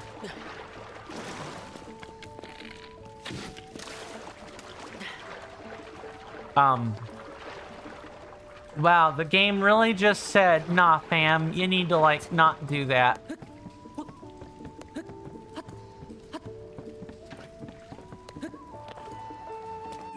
Well, that's one well, done. That wasn't too bloody difficult. Where's the next one? Technically, we've marked it differently, but why don't we head to this cave system? One of the Misco outfits, from the, you know, clothing gurus we talked to is there.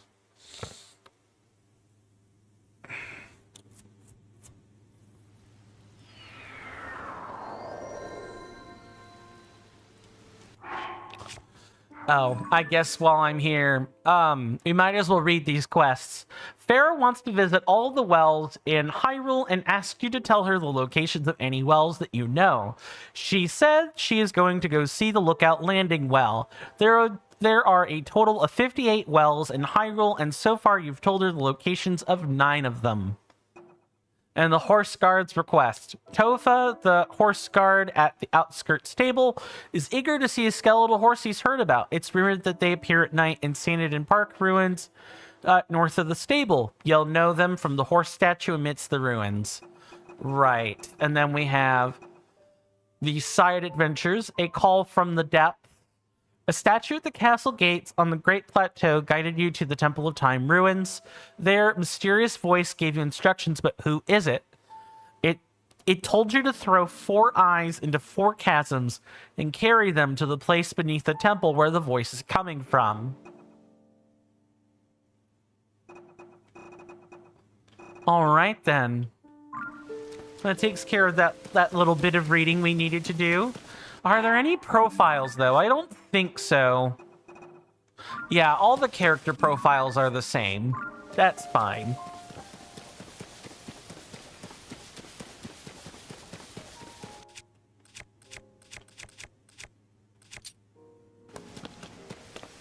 Ooh, let's not do that. Let's use a hammer for this.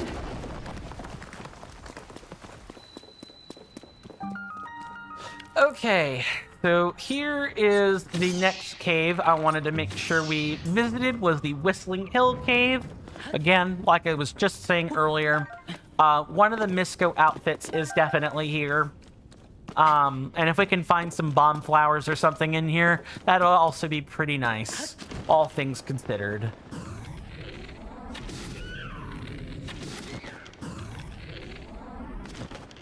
Okay, let's drop down here. What did I just hear? I thought I heard something weird, like a like or something. Well, we have a bladed implement. Let's go for it then.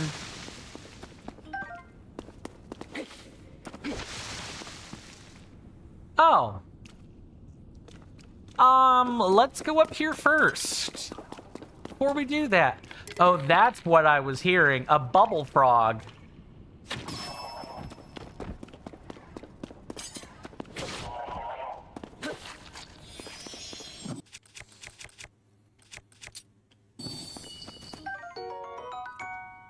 So far, so good. We've actually got double digits on these.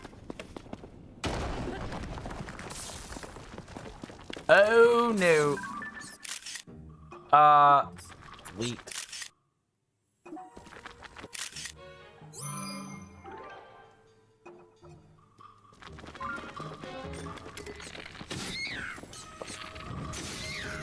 Okay, we thankfully still have a couple of bows left, and this one that I'm using here should last a pretty long time too. ore. I am like a super happy camper whenever I see these. I love mining in Breath of the Wild. I love it just as much in Tears of the Kingdom. Like I said before, and I'll say it again, you know, I used to be a jewel crafter in World of Warcraft. And often I would spend many hours mining in caves for copper ore and, you know, rough stone, or, you know, I would spend many hours doing dailies, cutting gemstones for them. That was fun. I mean, yes, it was a World of Warcraft daily. Yeah, they weren't really that difficult. They were just tedious, but I at least had fun. No, you guys die. Bye. Take a hike.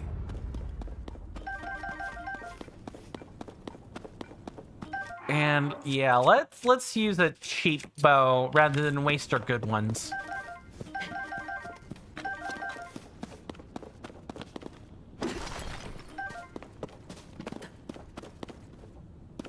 And I definitely want these bomb flowers. Okay.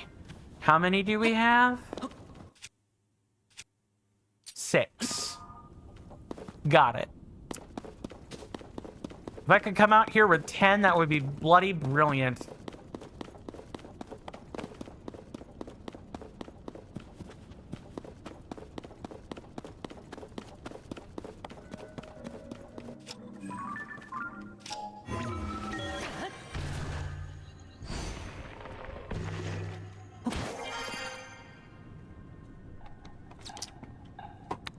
Hash. Oh. What? A rock-like. Oh. Okay. That's cool. Now there are rocky versions? That's not good.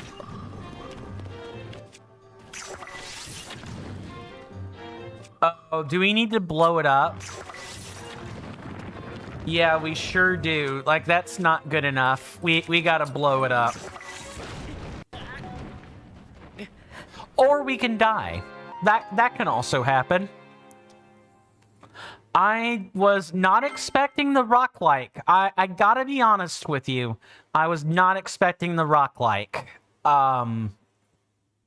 Pretty good location for it to be in as well. Narrow hallway with not enough ability to move, and we got to do this all over again. Yay.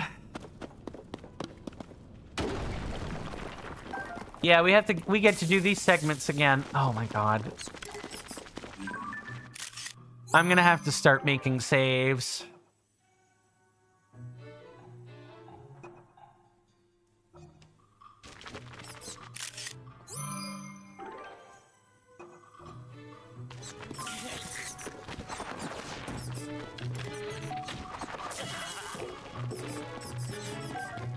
I gotta be careful.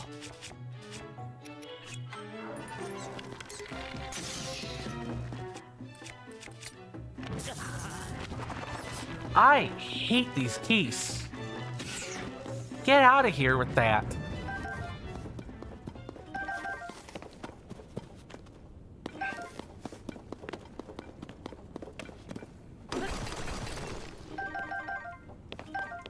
Okay, this time I'm ready. This time I will be ready for... We got a ruby last time, so I guess if you want to, like, reset RNG and try to get a topaz, it's nice to know that you can do that with saves.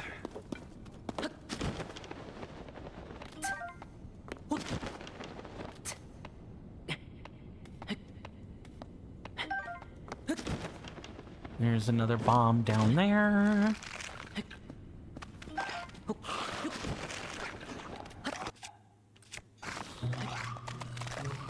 Link, I need you to not do this right now, buddy.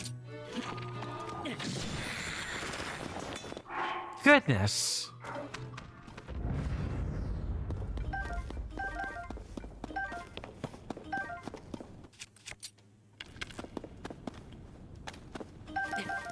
That's unfortunate. That just robbed me of 3 of these bright bloom seeds. Oh, whatever. Okay. We've got... You know what? I'm going to head up here first, as opposed to going where the rock-like is. And I'm going to hope I find something useful in here.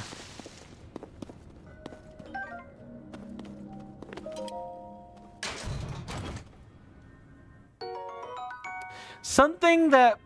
a regular old soldier's shield. I guess we can make use of it. And then we've got whatever this is up here. I think before we do that, we're going to fill up. And then we're going to save so I don't have to keep doing this segment over.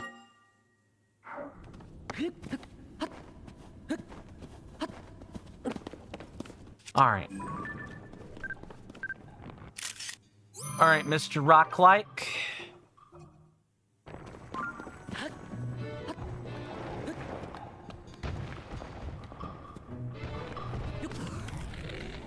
Okay.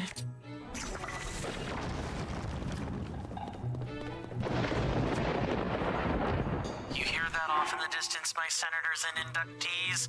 That is an ad storm. In about 5 minutes, it'll blow over us, and then we can get right back to the gaming. Thanks.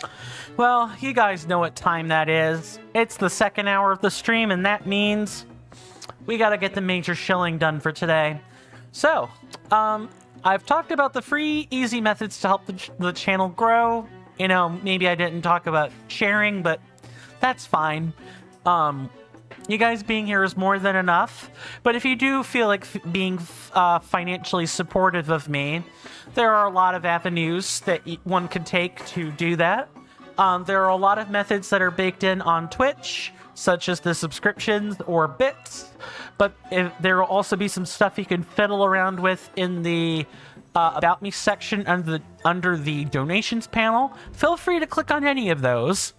Either the links, I believe most other panels are also clickable. So, you know, take your time, read, ask questions. There's also a link tree underneath the video player that should take you to most of the same things. For those of you on YouTube, there's going to be a Linktree link in the description. Please feel free to click around and read on any of those. I highly recommend the Coffee website between both Patreon and Coffee, because you have the ability to do one-off contributions, as opposed to Patreon, where it's just membership tiers. So there are a lot of options if you guys want to help out. For as little as $1 per month, you basically get most of the same benefits that your peers on Twitch would get. The only thing you don't get is emotes and, you know, the skipped ads. You don't get those, but you do get everything else. You get the ability to see thumbnails ahead of time. You get the ability to have an extra vote when we vote on things. And most importantly, you get the ability... maybe not most importantly, but if you want your name to show up on these placards that I read at the start of the stream, that is the way, that's going to be the place to find that. That's going to be the way you do it, is through the contributions. Now, we do take 3-minute commercial breaks. As soon as the top of the hour strikes, that's when we take the break. There will be a 3-minute timer on the screen. I'm usually away from my desk, so I recommend everybody else do the same. Grab a snack, get a stretch, do whatever fits your fancy during those 3 minutes, really. And, you know, as soon as that timer is over, you know, I'll be back and we can continue the gaming just as we, you know, drafted it up. It's all scripted. There's no FOMO here. I don't like inducing that in my audience. I want everyone to subscribe because they want to, or, you know, pay on Patreon Coffee because they want to, not because, you know, it's there to negate a bad experience. You see what I'm saying? If you're paying money to negate a bad experience, that is not money well spent.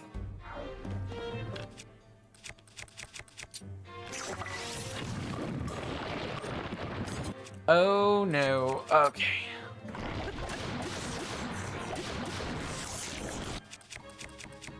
Probably didn't need to use the really, really powerful tool, but it's nice that that's there.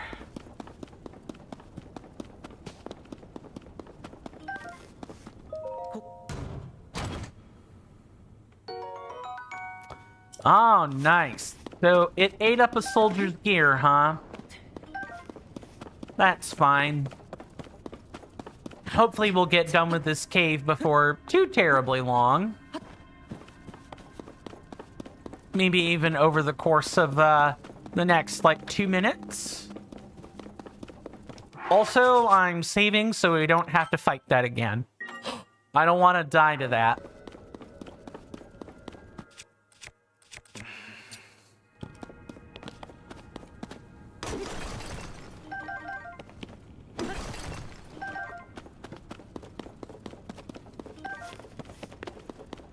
Yay, we replaced bomb flowers, which is good because I don't like spending them. But I will see you guys after the commercial break.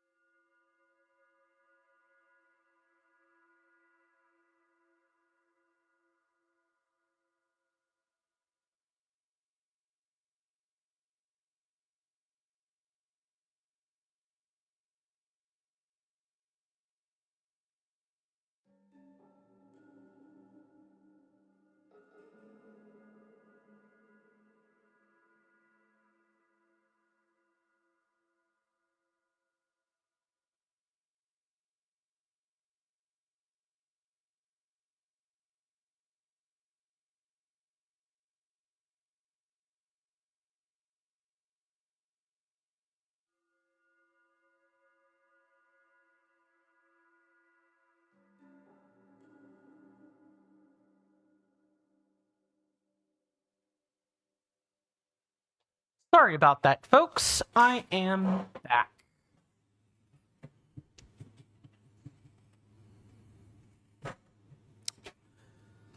Okay, the shilling is all done, everybody.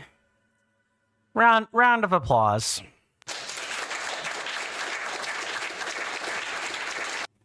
Now we don't have to worry about it for the rest of the stream, because I definitely would prefer if I didn't have to do it, but that's not how life works sometimes. That is a shock like, something that we have definitely seen before. Is this just the cave with likes in it? I bet it is.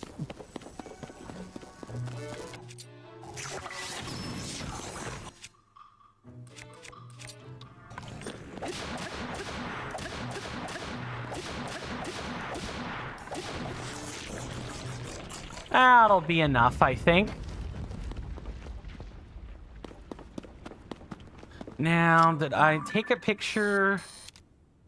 I did take a picture of the shock fruit. Good. That was what I was worried about.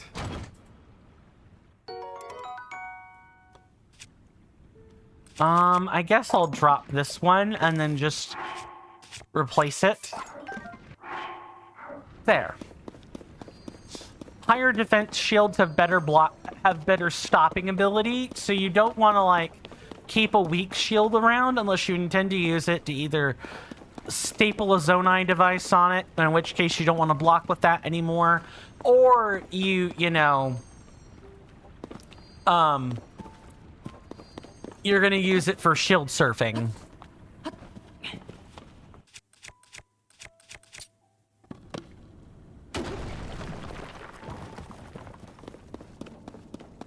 I think I have found Misko's little treasure.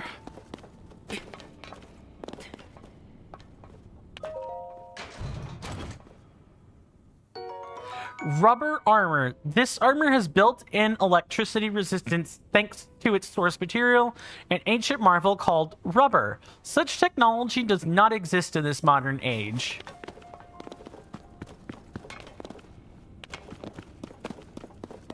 I'm pretty sure you just cure sap from a rubber tree, or like a not a rubber producing tree, like gum sap out of a tree, right? I'm pretty sure that's how that works.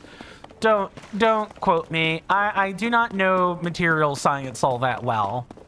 At least when it comes to non-biological related sciences.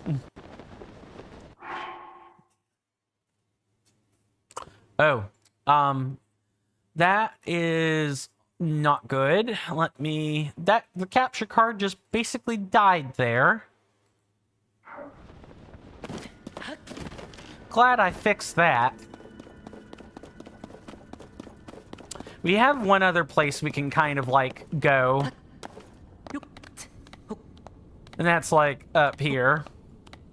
Just gotta take our time, be ginger with the climbing. We almost have 2 wheels of stamina, everybody, and then we can actually get some health for a change, but...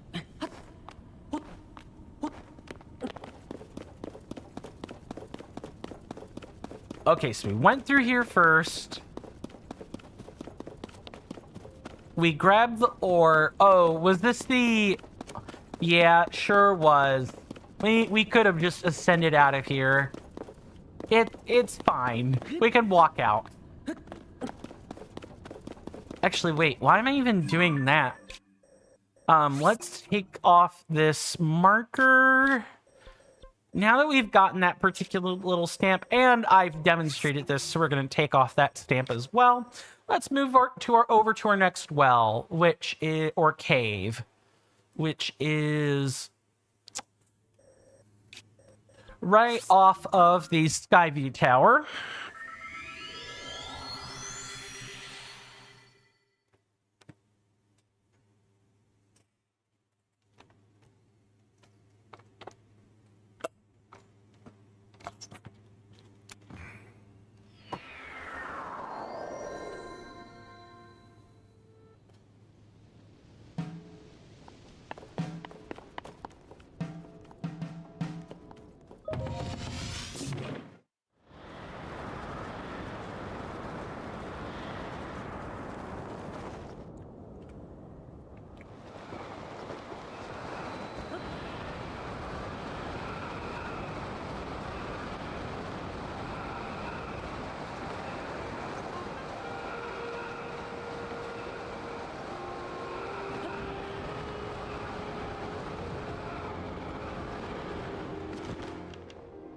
Ooh, I'm glad I stopped just in the nick of time on that one.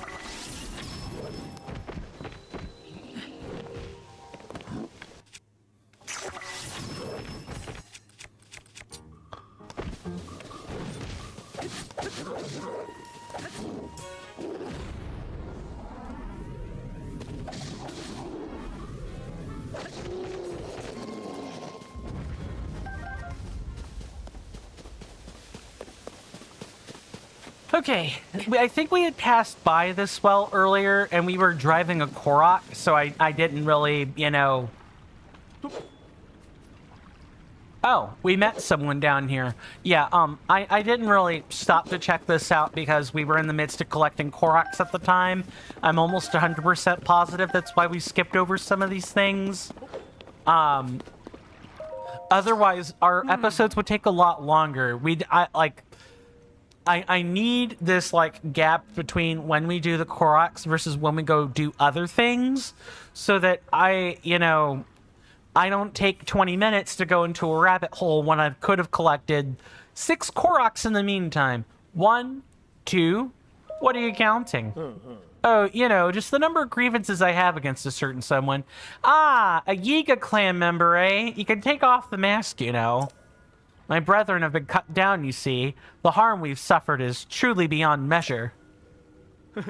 I've eagerly awaited this moment, Link. This is for my kin.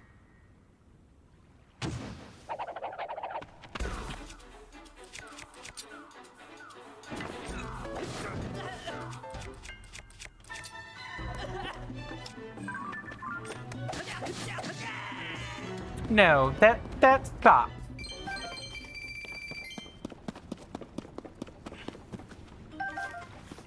Is that another 8-fold blade? It sure is. Well, that was boring. That was boring. Is that what some of these wells are gonna be? Is just Yiga clan's stomping grounds? I don't know whether to feel sorry for the fact that the guy is like down here instead of slumming it up with his Yiga clan buddies, or if I should feel glad at the... Also, I do not want to go that way yet. We've got one more well in, like, the general region we should go get, and that is over at the Mount Daphne well. Might as well keep moving. Or, I should feel pity for the fact that this one lone Yiga foot soldier decided it would be well worth their time to sit and slash away waiting for, someone to stop by and kill them. Like, it's sad. The Yiga clan didn't have to exist. It didn't have to be that way. If, the king just didn't... If people were just not mistrusting of the Yiga clan, or the Sheikah tribe, when the technology they were using was being employed in the name of the kingdom, the Yiga would never have been made. It is literally the fault of the Hyrulean people, who developed a mistrust somehow, and probably thought the clan was going to try to assert rule for themselves. I mean, I have lots of qualms with Mr. Rome Bosphoronus Hyrule, but his choice of company should definitely not be one of those. After all, there were Sheikah that willingly did that because they saw where the Hyrulean people were coming from, right? That they did distrust the technology. And who knows, how much more prolific the suffering of the Hyrulean people would have been if they had fully integrated with Sheikah technology. And, there were guardians more all over the place than ever before. This well has gloom in it. I am gonna save. I don't like this. This could be a chasm.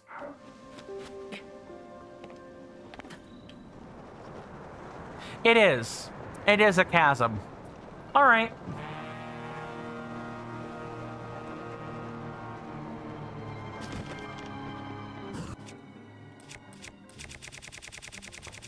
All right, let's find our bright bloom seeds. And let's get a... I'll have to switch over to the depths map momentarily. Goodness, that's a hard word to say sometimes. Okay.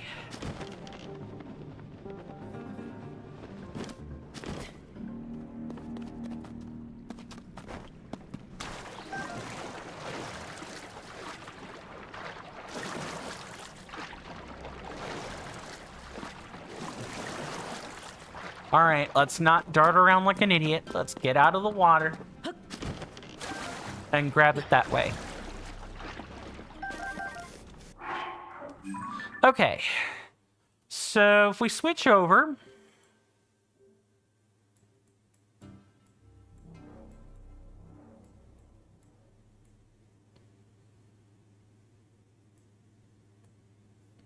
and I look at where we are...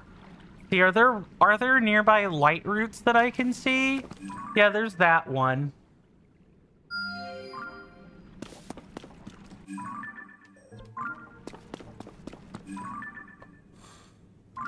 Okay, that is not at all correct.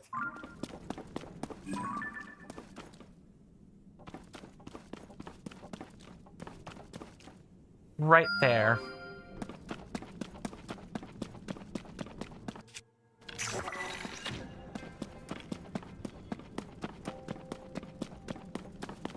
And we've got enough bright bloom seeds that I can use a few of the major ones and not feel too guilty about it.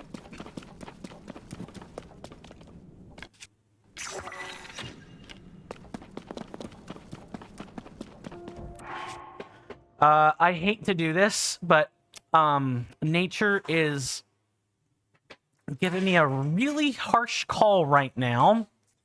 So I'm going to have to step away and go to the bathroom real quick. I shan't be too terribly long. This is a pretty nasty call, so I expect to be away for at least 90 seconds. So while that's happening, I'm going to put up a medium-length ad for those people on Twitch so that, you know, the pre-roll protection can go just a little bit longer. And I will be back as soon as humanly possible. Thank you for being patient with me, everybody.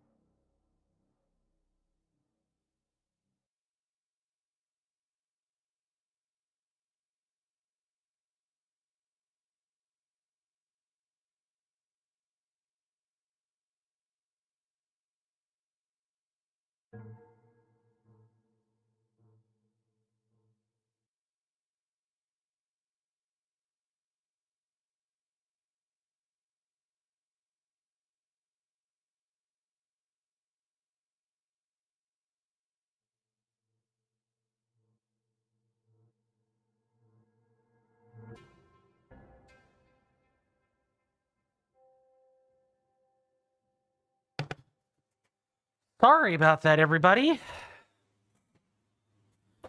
That took me entirely too long. Okay, sound's working fine. Yeah, that, Mother Nature sure does know how to place the calls, doesn't she? Make sure I have not missed chat.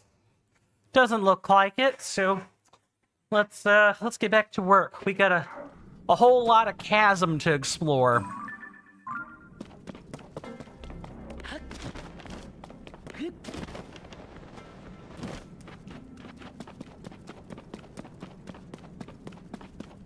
Ooh, what is that? That is a Hinox?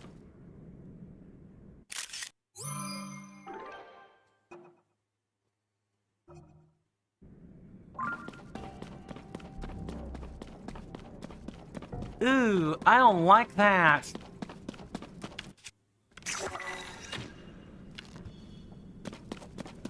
Okay, but that does illuminate that does illuminate our battlefield a fair bit, which is all I can really ask for.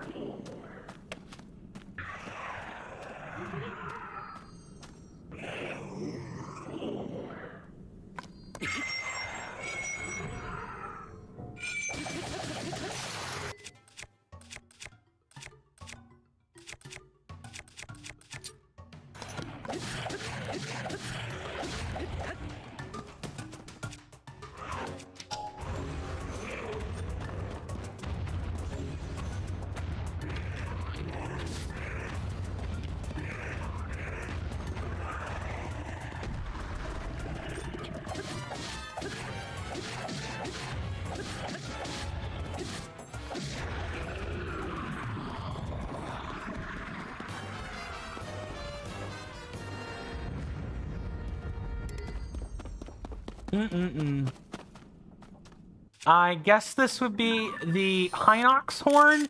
Yeah, this would be the Hinox horn, so we can use those to make more sledges. A horn wrapped in spiked wood, attach it to a weapon to increase attack power, or cook it with a critter to make an elixir. Hinox toenail. As tough as plate armor, this item increases an arrow's attack power when attached to it. Or yeah, you can cook it with critters to make elixirs. Neato. Now that we've completed a bit of a kill quest, let's keep going, shall we?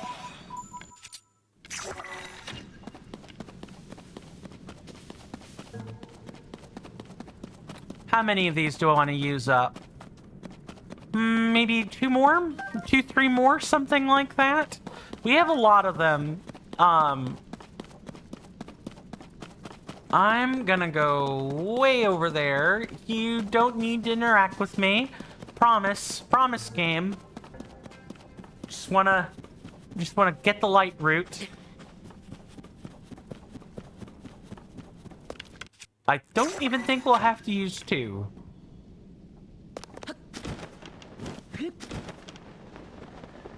But I'm hoping that Royal Claymore is in here somewhere.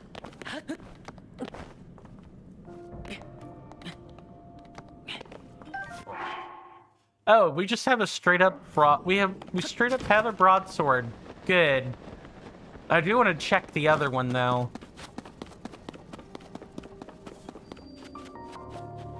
Alright, so let me figure out which light route we just found. So that is... Ponya's... Ah, okay, so we made it all the way over here. Good.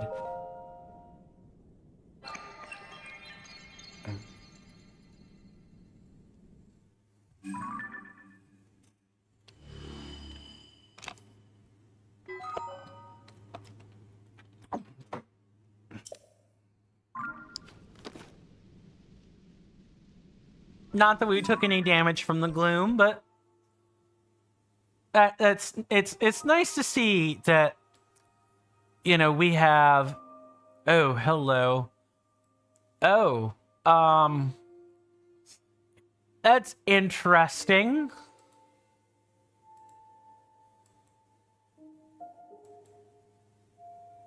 Very interesting.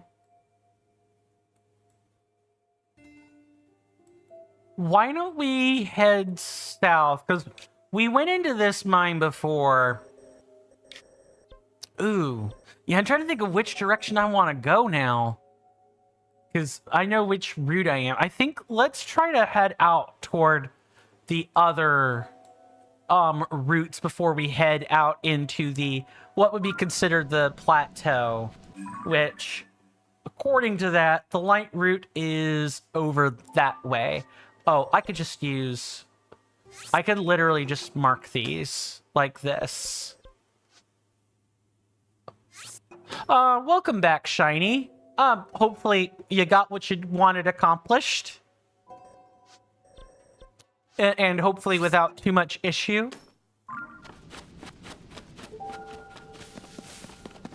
Man, knowing that little tidbit about the shrines and the light routes being in about the same location, it really does simplify matters a great deal. That saves so much time, instead of having to meander about a random direction and then, you know, find out later that, oh, you were wandering in a direction that was never going to have a light route. Just some small errands, nothing too difficult. Good, good. I do not want to equip that. I want to drop it, and then I want to fuse this sword to it. What noticed me? Game. I was on, I guess, you know what, I got seen. Fine. I guess technically, you know, I did stand somewhere where I could be seen. But that doesn't mean I'm gonna let you just do anything you want, game.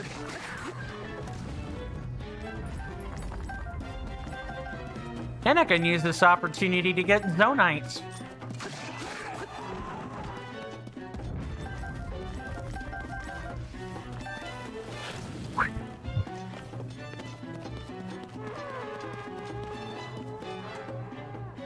Okay, I was worried there was an important communique on my phone, which is why I quickly looked down to try to get it.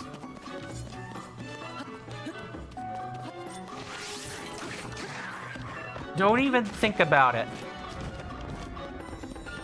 I'm part of a veterans support group in my local area, so, you know, I keep close contact with essentially the woman who's over me. I'm not going to reveal the location of said unit for, like, security reasons, but I expect communiques from her all the time. So I've constantly got an eye out. Ooh, that's not good. Yeah, get off there. I try not to look at my phone while I'm streaming, because that's, like, a really bad practice.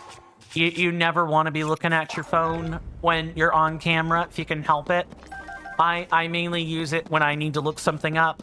But, you know, I'm a real human being, and sometimes, you know, I do speak with people. Have I tried throwing a puff shroom? No, I have not. Let me read the description of the puff shroom again.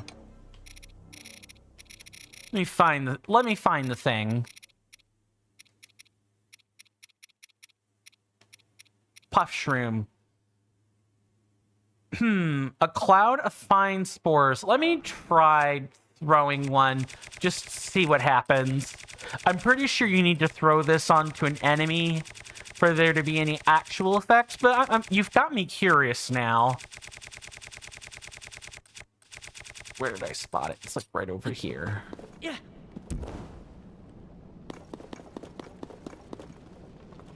Is that... Oh, are these... Oh, I think NK was telling me about this. Are the puff shrooms basically the smoke bombs that were talked about earlier? They kind of like break vision or whatever? That would make sense if they were. Because we know the dazzle fruit is what's actually used in real crowd control situations with enemies, as I demonstrated with that entire group of black bokoblins, I think last stream or the stream before. That the dazzle fruit really saved me a lot of time and probably unnecessary damage. Yeah, they obscure the vision of your enemies and make sneak strikes trivial. Sounds like I better make sure I also have that knowledge on retainer then.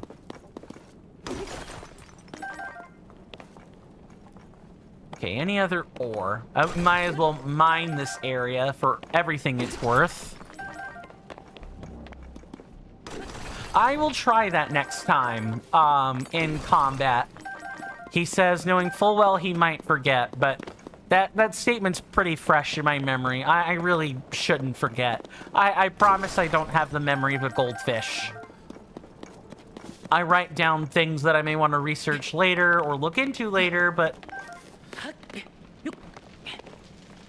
streamer brain mainly occurs when I'm doing like 3 or 4 different things at once. That's usually when it happens. And I think most content creators would agree that's about when, oh, I'm doing like 5 things at once. What did you say again? That's usually about when it happens. Sometimes it results in some pretty out of context clips that are hilarious later, and sometimes, you know, it's like really bad because the thing that the streamer needed to pay attention to was the exact words, and that happens. And remember that Eightfold Blade has an added sneak strike? Yeah, I do see where that's going. I want a weapon with I want a good handle with the sneak strike blade on top for quick easy kills.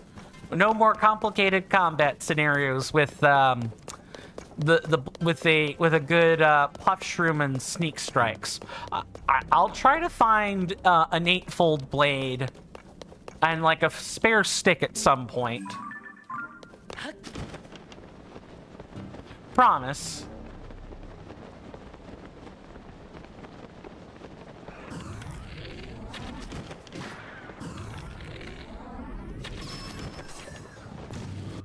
Yeah, don't even think about it.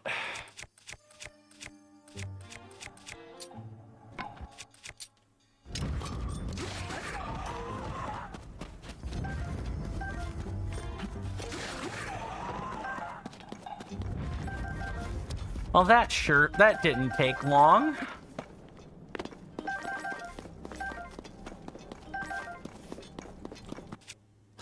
My eyes just light up internally every time I see one of these. Have I mentioned that mining is my favorite activity yet? I surely have, and at this point, it's kind of a running joke. I think there's a mine in this general area. If I look, yeah, there's the Great Abandoned Central Mine. I'm gonna love exploring that when we get to it. We explored a little bit of it, but we were trying to find something specific. We weren't, like, soaking in the environment. There's, like, a completely different feel to a game when you're just trying to take things in versus do something specific. Hello.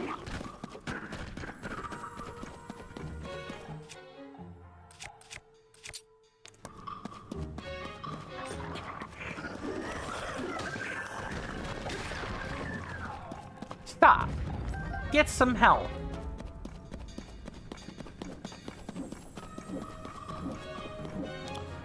Okay, what the heck is coming next? Are you serious right now?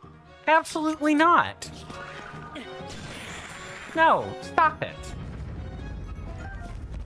I'm not having random schmucks shoot me on a stall horse and kill me. Not happening.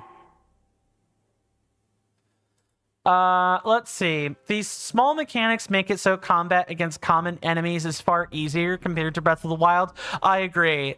Like the devs realized that people were gaming sneak strikes, so they just put in a mechanic to make sneak strikes easier to get. That's totally fine. Or like the devs realized people were doing the frost shock combo in Breath of the Wild almost pretty exclusively. So what do? They nerfed the combo, but made it so that other effects naturally have some crowd control uses on them. It's pretty neat stuff. I like that the devs pay attention to the things that people are doing with their games, ranging from just common everyday tactics to actual exploits. Shiny goes on to say you could tell all those deposits in one place are mine.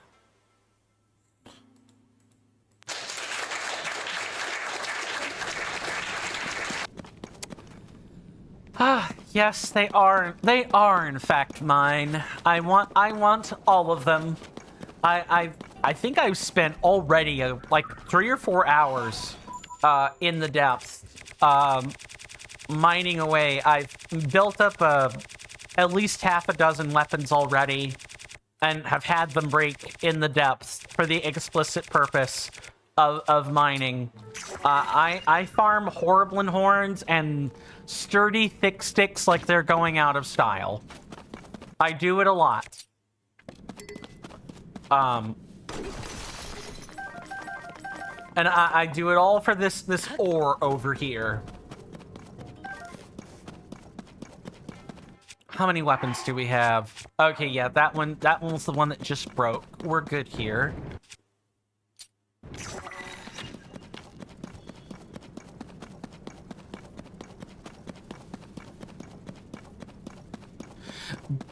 But there are a few things I've taken to farming because they are so useful at breaking, lodged sediment that don't require bomb arrows. I farm hammer-type weapons a lot. I didn't care for them that much in Breath of the Wild, like hammer or two-handed type weapons. I mostly wanted powerful spears or the like a boulder breaker or sledgehammer of some kind for mining. But in large part, what I wanted were swords and spears. Now I kind of feel like it's the other way around. I want a lot of hammers because I'm going to go through mining implements like it's nothing.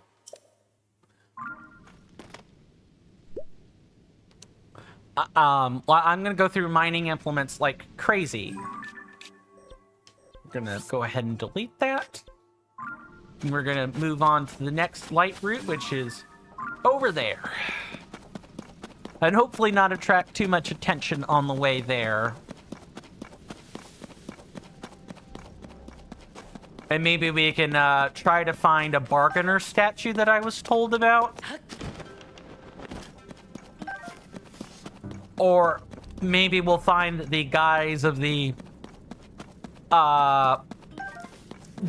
entity that was possessing a goddess statue earlier in the plateau.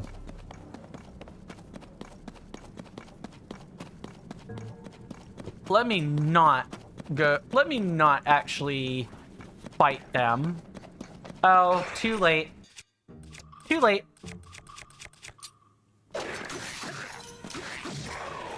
Oh, but you've got a nice stick, though. Yeah, I'll take that.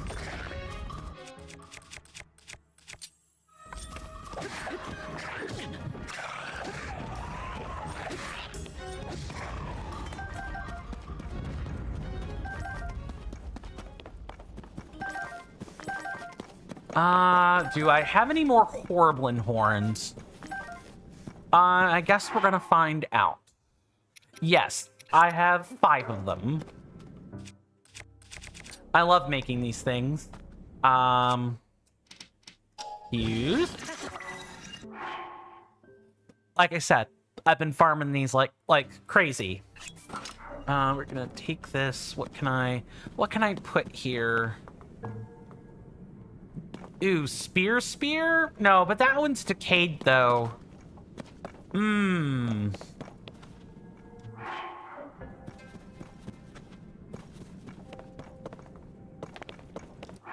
It might be fine for now. I might find something useful. I guess we could put a throwing spear on this. Sure.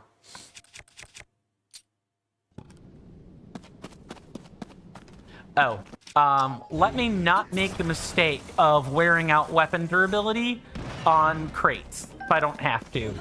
I've been trying to do this little particular technique in my off time specifically. Okay, something aggroed onto me and I don't know what it is. Because the music just changed there. I don't know why. I'm keeping an ear out.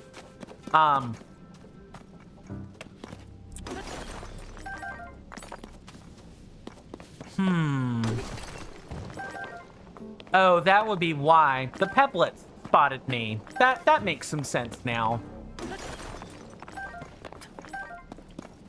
So, between the 3 regions that we've experienced so far, which would you guys say is your favorite? Sky, surface, or depth? The depths is my personal favorite so far. You know, despite being scared out of my freaking mind by a Frox, you know, outside of that one little incident, the depths has been such a fun place to go exploring. It's something I honestly wish Breath of the Wild had, but they weren't thinking about that at the time. And also, it's like Breath of the Wild is a much more compact game compared to Tears of the Kingdom. So it makes some sense that, you know, this is the first of its kind. They maybe weren't thinking about the underworld or the depths. Maybe they ran out of time and this was the idea they ended up using in Tears of the Kingdom. Which is fine by me.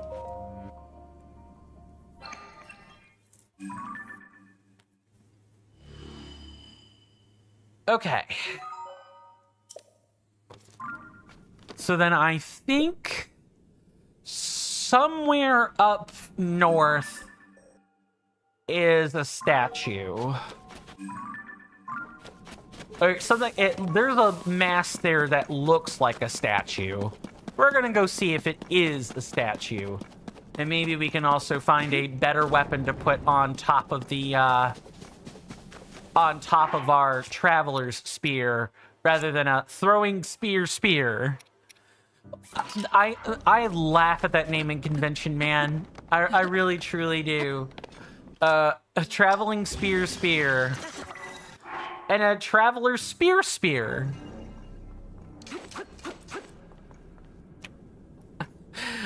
That's never not gonna be funny. Yeah, I'm just gonna staple. How do I make my spear better? I glued 2 spears together. Hot. Give me 1 second, guys. I'm gonna kill this enemy, and then I'm gonna probably have to open my office because I hear scratching on my door for whatever crazy reason.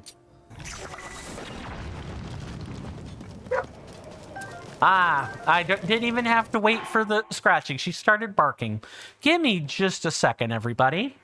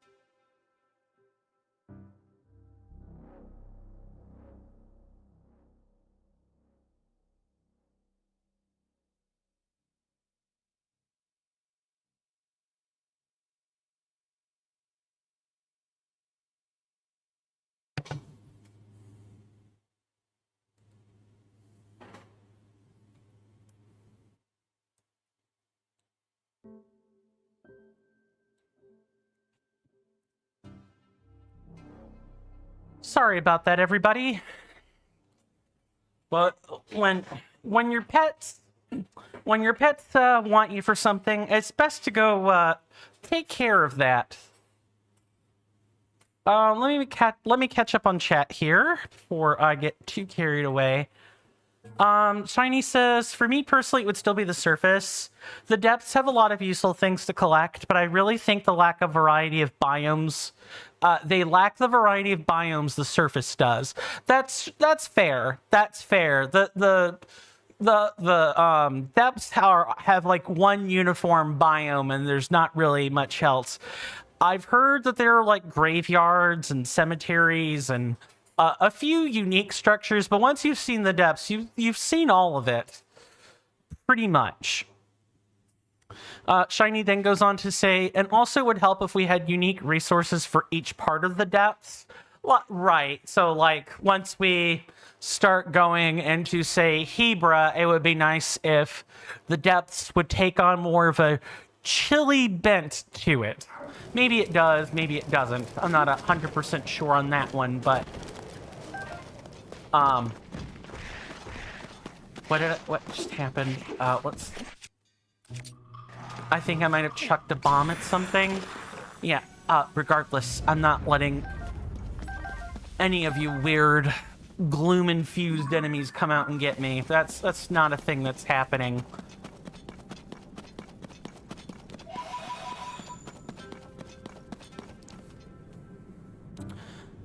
I don't know.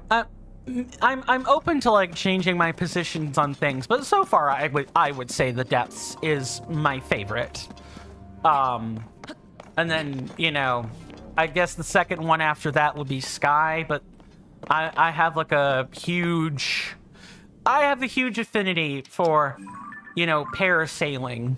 I really like that sort of thing. You who stand before me, make an offering. Offer pose to me. Spirits that ought to return to the afterlife. They are pitiful beings who have lost their way home and wander this land. I am the one who returns all pose to the afterlife without prejudice. Good, evil, that's the feudal perspective of narrow-minded beings. There is no such distinction in wandering spirits. Okay. So we like... You can trade for these. Well, I'm definitely picking up the Dark Tunic, a tunic obtained by offering pose to a strange statue. It's a spurious replica of the green outfit once worn by a legendary hero. 150 pose for this. I have returned the lost spirits to the afterlife. I'm gonna hold on to my pose for the future. Seek my brethren. If you do so, you may receive further blessings. So my guess is that these bargainer statues have different things. They probably have a common collection of goods, and then there are probably collections of goods that are unique to each one. So something tells me we're getting the dark set, or the dark set out of this, which is fine. Now we're gonna warp here and head south.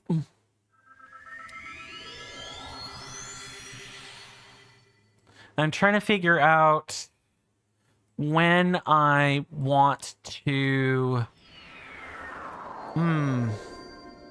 The thing is there's not really a plateau down here. You've got like the abandoned mine, but that is nowhere close to like the same thing.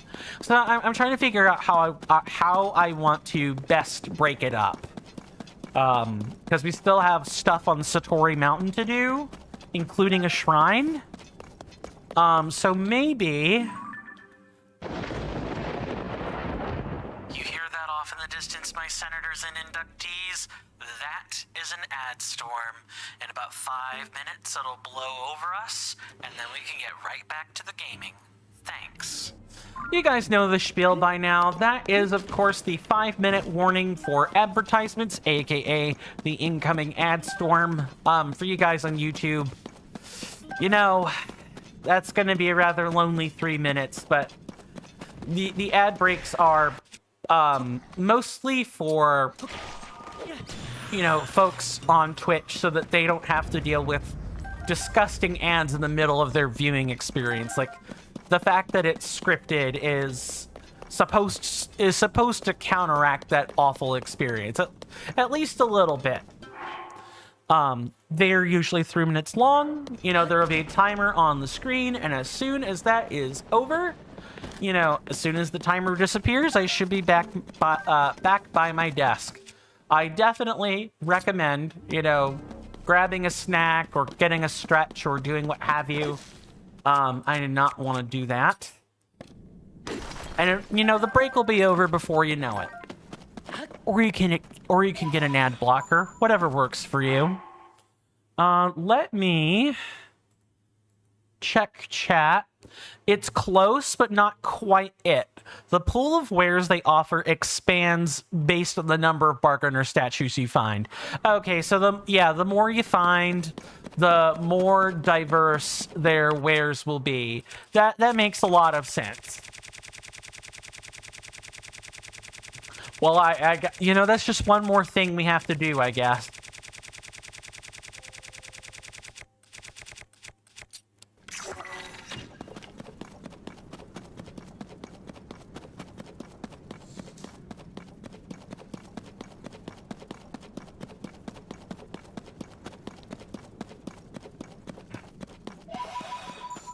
This game really does have a lot of different things to do, which is both good and bad. It's fine if you don't want to complete the game for a long period. If you want to, like, get the story beats, having stuff to do can be like an outright distraction. Okay, so I think we found the last light route that isn't attached to the plateau. Yeah, there's the Nuzamak light route, and if I look on my map there, that's nearby a chasm. Makes sense. We'll make sure I jump into that. And then we have the Great Plateau Chasms as well. Okay, so then next up, if we swap over, if we look here, this would be where one of them is. This would be where another one of them is. Okay, so yeah, I think that's how I'll break this up, is we will go over toward the Satori area and attempt to do that, and also find the shrine in that area as well. I think we've got a good rhythm for how we want to do things. Question's going to be, how do I want to get there? This might be one of those make a vehicle. This might be one of those make a vehicle moments. Let me just order these. It's a blessing and a curse for people with ADHD like me. I think if I were playing this, you know, on my own time, I would probably find it pretty paralyzing too. Is that a person? Oh, is this a Yiga clan member? Yeah, it is. Look at this cleansing light. The rumors were true. It really can restore vitality lost to gloom. That's right. The bright core of this gigantic tree has the sacred power to heal vitality lost to gloom, or so they say. But when I got here, the light was weak. It wasn't able to heal anything at all until just now. I was watching, you know. It was you. You lit up this tree, didn't you, Link? It feels like something the arch enemy of the Yiga clan would do. And the ad storm strikes just in time. I'll see you guys after the ad break. Sorry and thank you.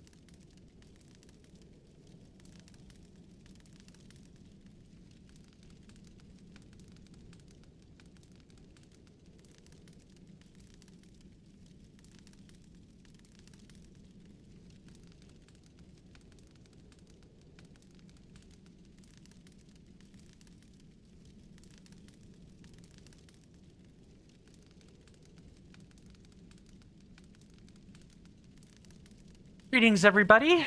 Welcome back. Nice to see everyone after the commercial break. Hopefully we got something we wanted out of that.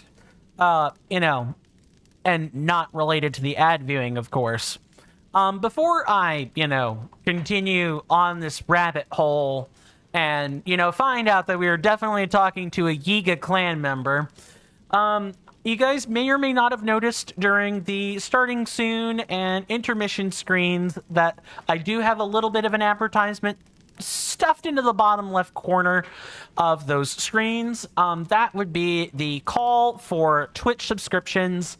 I am trying to get another emote and animated emote slot. I need 10 total subscriber points. That's what they call them on Twitch. It's basically just a count of a number of unique people that subscribe. And the more of those points I collect, the more slots I can get for emotes, animated emotes, and so on.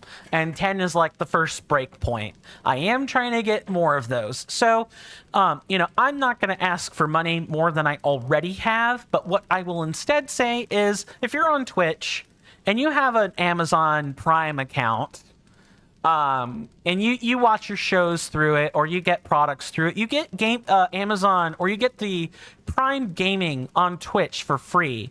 It's part of being integrated with Twitch. That's just a free subscription. It is non-renewable, so you do have to manually renew it each time, but you can get most of the tier 1 perks. You just don't get the ad skips, which is probably the biggest reason people get subscriptions, of course, is for the ad skips. But it like I said, it will get you everything else, and those do count. The Prime Gaming subs do count toward the subscriber point total. So if you're thinking about helping me out, or you want to help me out, and you do have an Amazon Prime, it doesn't cost you anything to subscribe. But you only get one Prime Gaming subscription per month to use for one streamer of your choice. So I guess what I'm trying to say is, if you like me and want to help me, wink, wink, maybe consider spending your Prime Gaming here. You even get most of the same Discord benefits too, including seeing the thumbnails ahead of time, among other things. Now, let's get back to the inevitable fight that is coming. You lit this tree up, didn't you, Link? It feels like something the arch enemy of the Yiga clan would do, as just being fooled by my disguise. I'm taking you down. Yeah, you know what I got to say to your disguise, pal? Or rather, to your ability to play the game? I'm gonna say, absolutely not. Okay, so I've got a weird question. And that weird question is, can I know I can probably fuse this, but will I get the effect from doing so? I don't think I do. I think I get whatever the handle's properties are. But, I also kind of feel like experimenting. I want to try it out. Do I go for it? Let's try.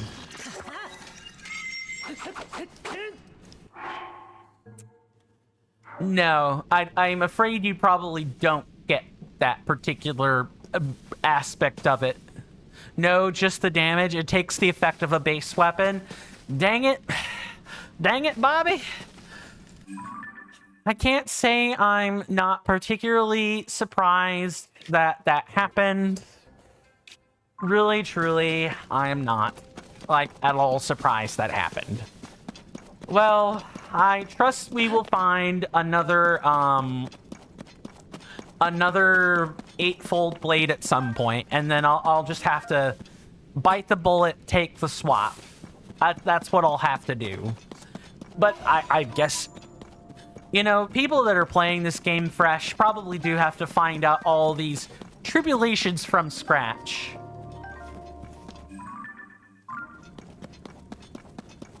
Oh, there's probably going to be Evermeans here, aren't there? Yeah, there sure are. I don't want to fight any of those. Dang it.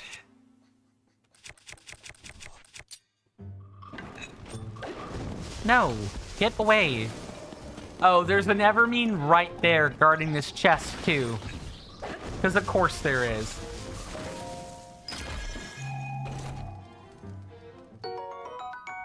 Ooh, large crystallized charge. If we've got the spare time, I might see about sharp weapons do the job too. Yeah, I'm definitely very aware of that, although my sharp implement is about to break, unfortunately. I was just trying to get the Evermean to be stunned long enough to I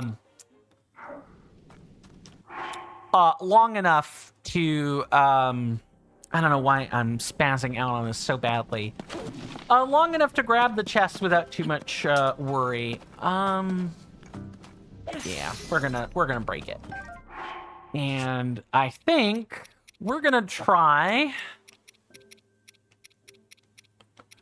grab one of these. Gonna make an axe.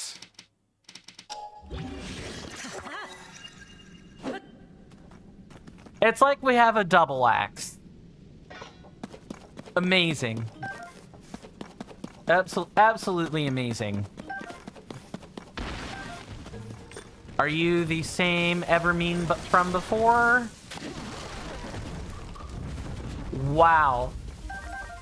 Okay, I need to start farming everything.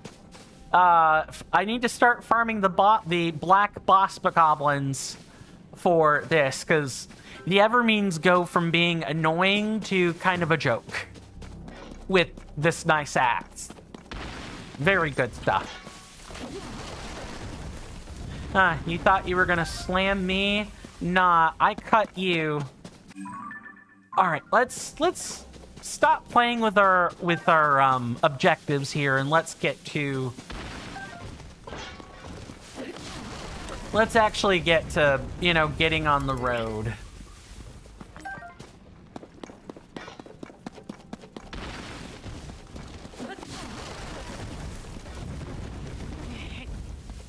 Well, I'm sorry, Evermean. Maybe you should have thought about that before you popped out of the ground to try to get me. Okay. So here's another statue. Interesting. I bet this might be important later. I'm gonna make a note of this. Let's maybe... Let's put that there. So I kind of know it's like a hard element or a hard fixture of the environment.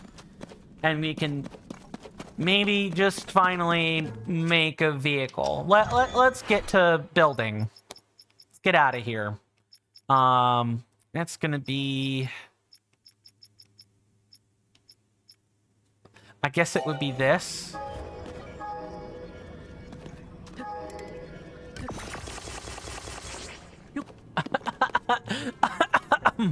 Wait, this thing includes the Korok as part of the cost. That's hilarious. Oh my goodness. Oh, I'm sorry. I'm like, that legitimately amused me. A Korok made out of Zonite is really funny to me for whatever crazy reason. Link, get up there.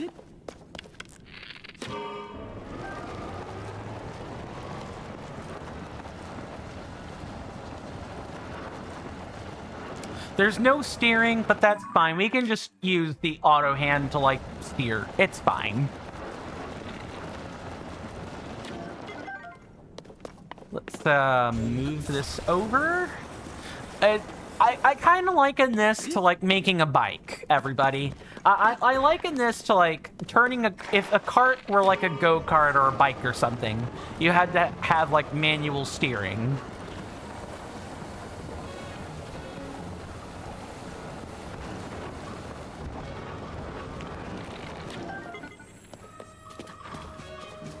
Okay, that's not good.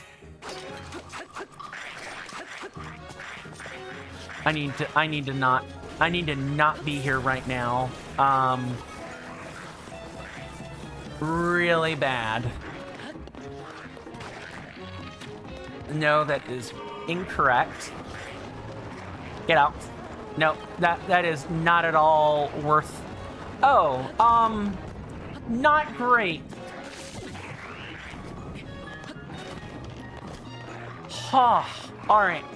We have gone as far as we can with our crafted vehicle. I can't wait to get the steering wheel-like device. I assume that's probably going to be somewhere out in Hebra. Should be. Would make sense if we had to, like, fly a vehicle around up in the Hebron Mountains. Seeing as how we're dealing with air-related stuff.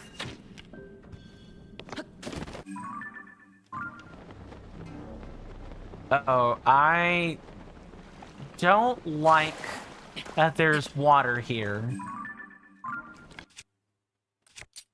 I'm gonna shoot this out real far. Oh. Vehicle time. Auto build, everybody. This lovely thing right there.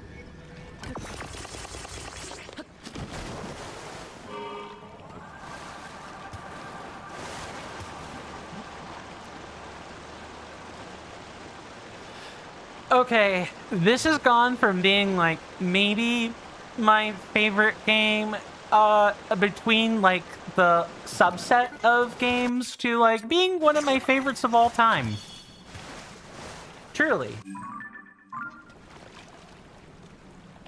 This has gone to being a smash hit. Just for the ability to, like, traverse these giant bodies of water alone. Man, traversal for these in Breath of the Wild was annoying. Like, it made sense for the environ that we were in and the powers that we had, but being able to do this is, like, way better. I hope I am coming across as a person who is actually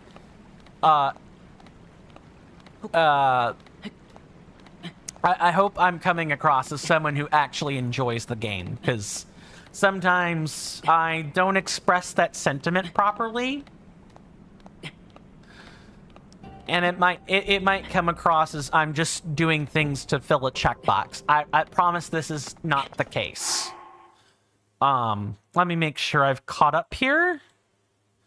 About that goddess statue in the Temple of Time, the tip is to dissect what that statue tells me part by part. Yeah, so, like, the thing that it told us to do next, under the side adventures, was to find 4 eyes around the chasms and carry them, to the places beneath the temple where the voice is coming from. So my guess, now that, you know, the bargainer statue has revealed itself, I'm guessing there's, like, a central bargainer statue, and we need to ferry those eyeballs, or whatever we'll find as an eyeball, over to that central statue. That's what I'm thinking it wants us to do.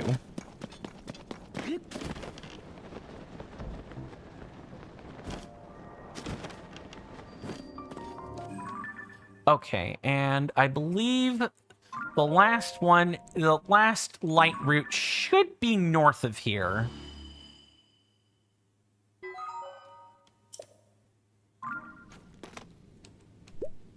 Because if they mirror the shrine placement, then...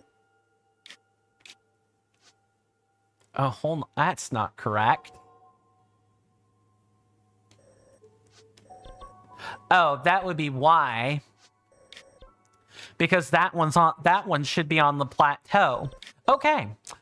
Oh, so you solved the body of water part? Well, from there it should be simpler. Yeah, I did say I thought a lot about what both you and the statue were saying, and I eventually learned that we needed to drain the water out of this. Then we talked to the statue at the Temple of Time ruins. And it said, you know, then we need to go find the 4 eyes that are near the chasms and toss them into the chasm, and then take it to a statue, which I assume is like somewhere in this general area.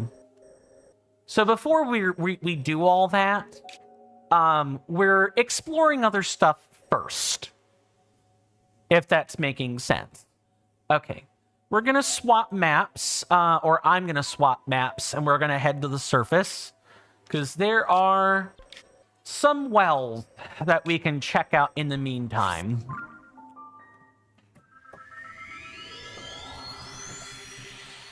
Maybe it might take us a little bit of the next stream, which I'm going to go ahead and say this because I'm pretty sure the negotiations for the terms of my client job are still ongoing.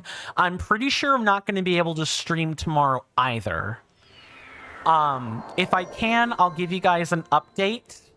But I'm quite certain the clients want me over sometime in the mid-afternoon to late evening that day. And if that is the case, then streaming and getting ready for that is going to be really tight.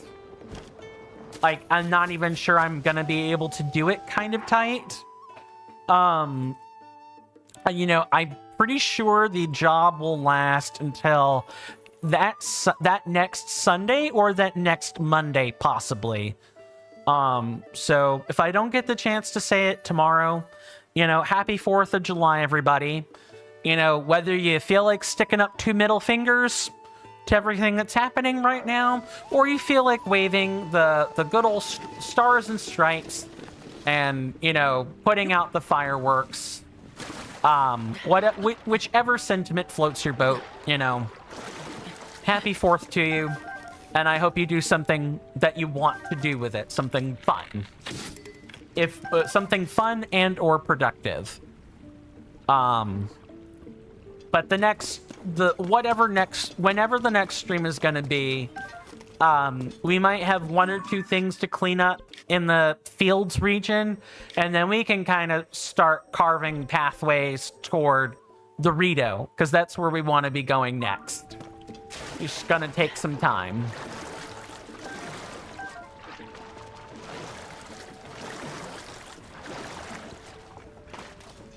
What the heck? What the heck is that? A sticky frog? Oh, so they're not only sticky lizards, but they're sticky frogs. Great. This frog likes to cling to walls and hang out. It oozes a substance that climbers can use to cling to wet surfaces. Ah, the anti-stick. Or not anti-stick? That would imply that you get slippery. No, I mean anti-slick or anti-slide ingredients. Why did that fairy like move away? How did that fairy way over there spot me, but this one is ignoring me just fine? Come on, Miss Fairy. Come down here, please. I might be able to, like, climb.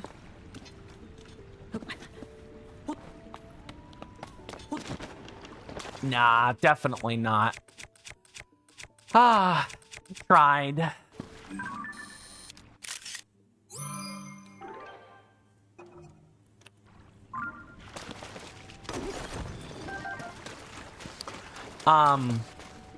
Ooh.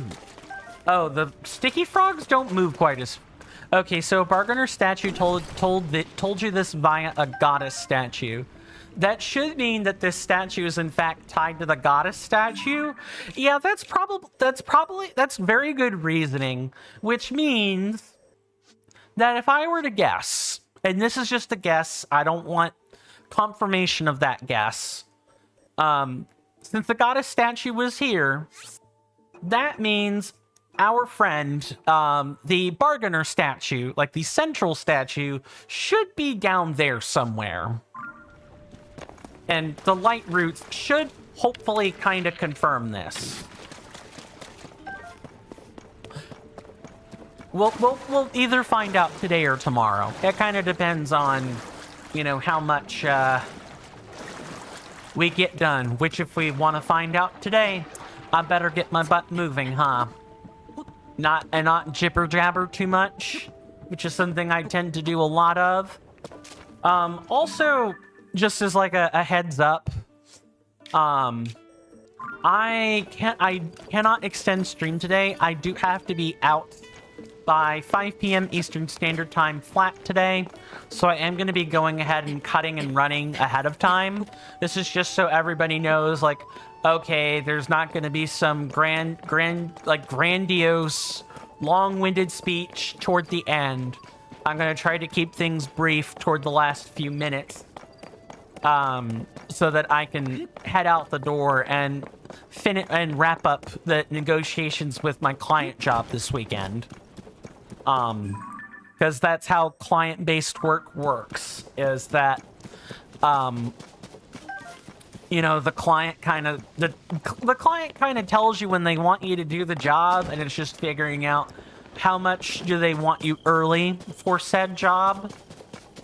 Or, like, when exactly do they need me there? Are there any stipulations that have changed since last time? Do the pets need to be administered medications that you weren't aware of last time?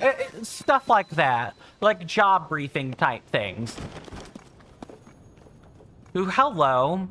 I feel like... Oh, is this gonna be another one of the, Oh god, I forget her name. But she made little gardens like these inside the wells. It's the culinary expert we found out about toward the end of Breath of the Wild. Is the desert a harsh environment with extreme temperature differences? Sure, but a place of death? No. The desert's the place where life truly comes alive. A sandy sea of energy where you can draw out all of your power. After all, it was under that hot desert sun where I first dined on a dish made with fire fruit. I felt my strength light up like a flambe. Monsters I struggled against before fell before me like flies. I'd never felt such joy, such strength. Then the desert heat overwhelmed me and I collapsed in a heap. The moral is, although fire fruit increases your strength, it doesn't offer any protection from the heat. Power and protection, such a fine pairing that it's hard to choose one to give up. Aritamu, that's the name. I am the man who eats his way through Hyrule's harshest environments. Chef Aritamu, Wizard of Food. Wait. We learned about him from the Gerudo. Oh, I guess this must have been like a Vo who integrated himself among the Gerudo at some point. Or, like, spent some time pretending to be a woman and learning things among them. I don't want to do that. Let's go back to the map. Okay, we've picked out those two wells. That wasn't too difficult. Let's see. What do we have? There are no more wells in the fields. There are only 2 chasm drop-off points. And only one of them is in the outpost ruin. So let's go dive through that really quick so it shows up on the map, and then we can head over to the Satori Mountain area and get all the wells that are nearby that area. And then we can move on. If I've got the time, I will also attempt to convert, upgrade the battery. Because we got 172 crystallized charges. That definitely means we can upgrade a battery. And we should do that as much as is reasonable. And for those that are wondering, yes, map completion is... It's not necessarily not necessarily a fart. Yeah, great job, Coin. It's not necessarily a part of, like, the completion percentage, but it is nice to say that you have it, right? Wait, what? Is this a different... This is not a bargainer statue. It must just be a historical statue. That's fine. That's completely fine. Okay.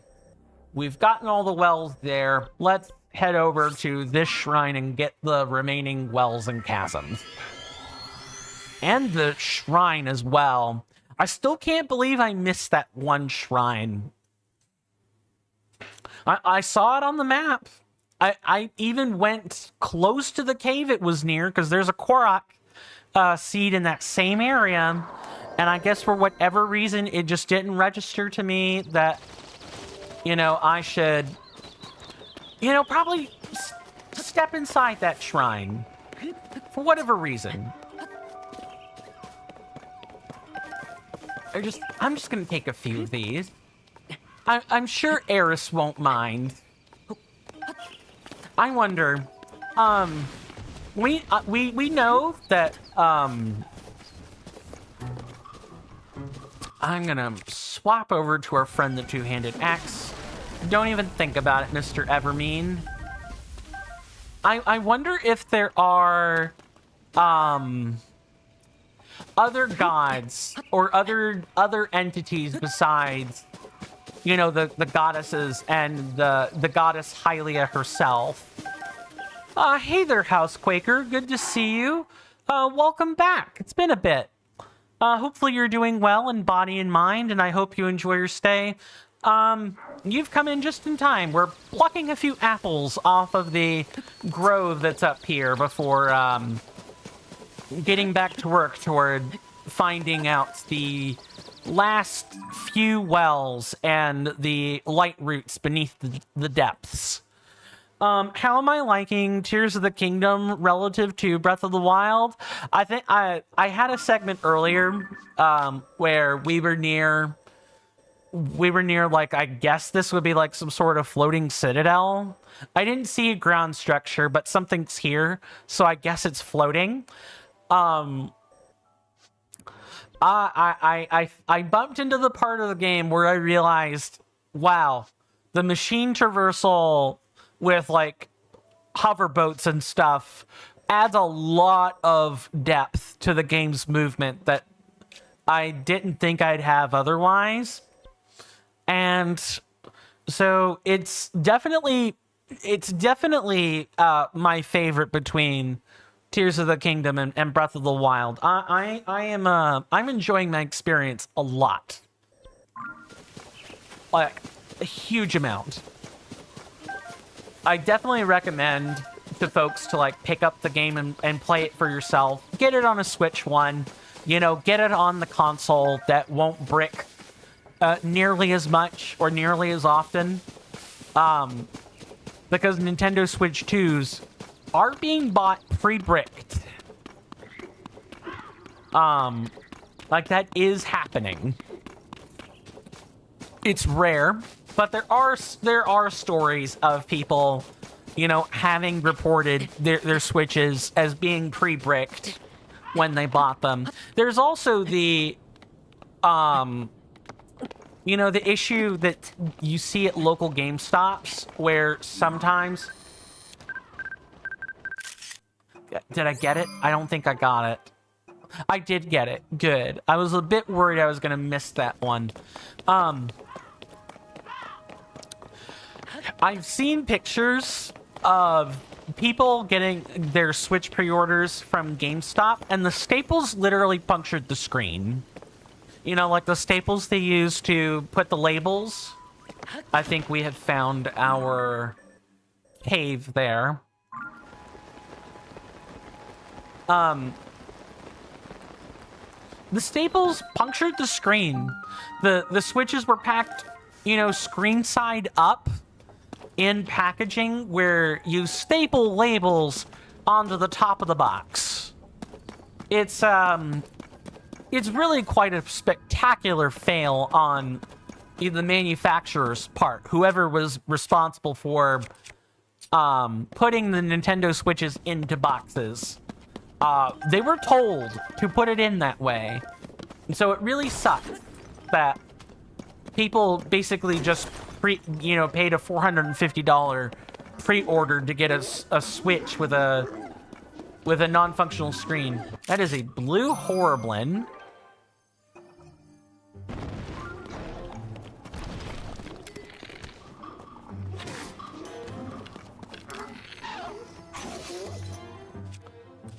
Okay, we're gonna go ahead and do this. Oh, I slipped on something is what happened.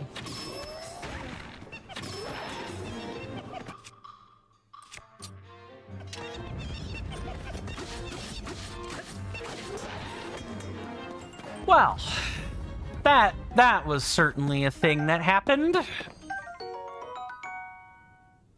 A hammer-shaped horn with spiky bumps, attach it to a weapon to moderately increase its attack power, or yeah, the typical thing that we've been seeing. I have to take a picture of this. That's a nice mallet. If it weren't for the fact that I know this thing is the horn of a creature, you know, I would be admiring its quality right now. I guess I still can, but it's different when you know that it's just some horn you snapped off the corpse of a dead creature, or excuse me, it was the thing that was left behind after you know, killing a creature, to use the Breath of the Wild mechanics. You defeat creatures, you don't necessarily kill them. They are killed when they are defeated, but you are not actually doing... It's like a semantics game, more or less.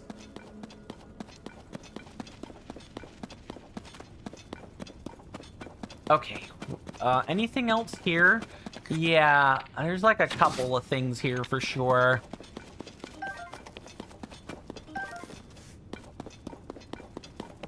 No, I went in the wrong way.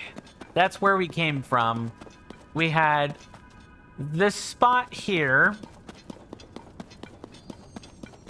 which we came in. It's circle... No, it doesn't circle back around. Housequaker, if you're still here, I hope that I answered your question. Like, Tears of the Kingdom has been amazing, and I am liking it better than Breath of the Wild so far. What's the sentiment like for you, or for anyone else who's listening in, for that matter?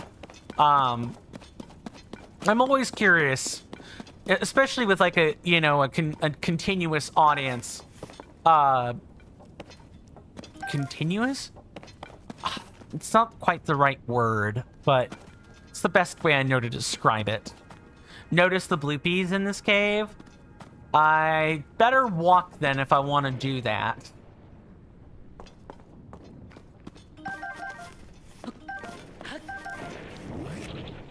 Oh, hello there, likes. Would you like to join my, you know, item collection?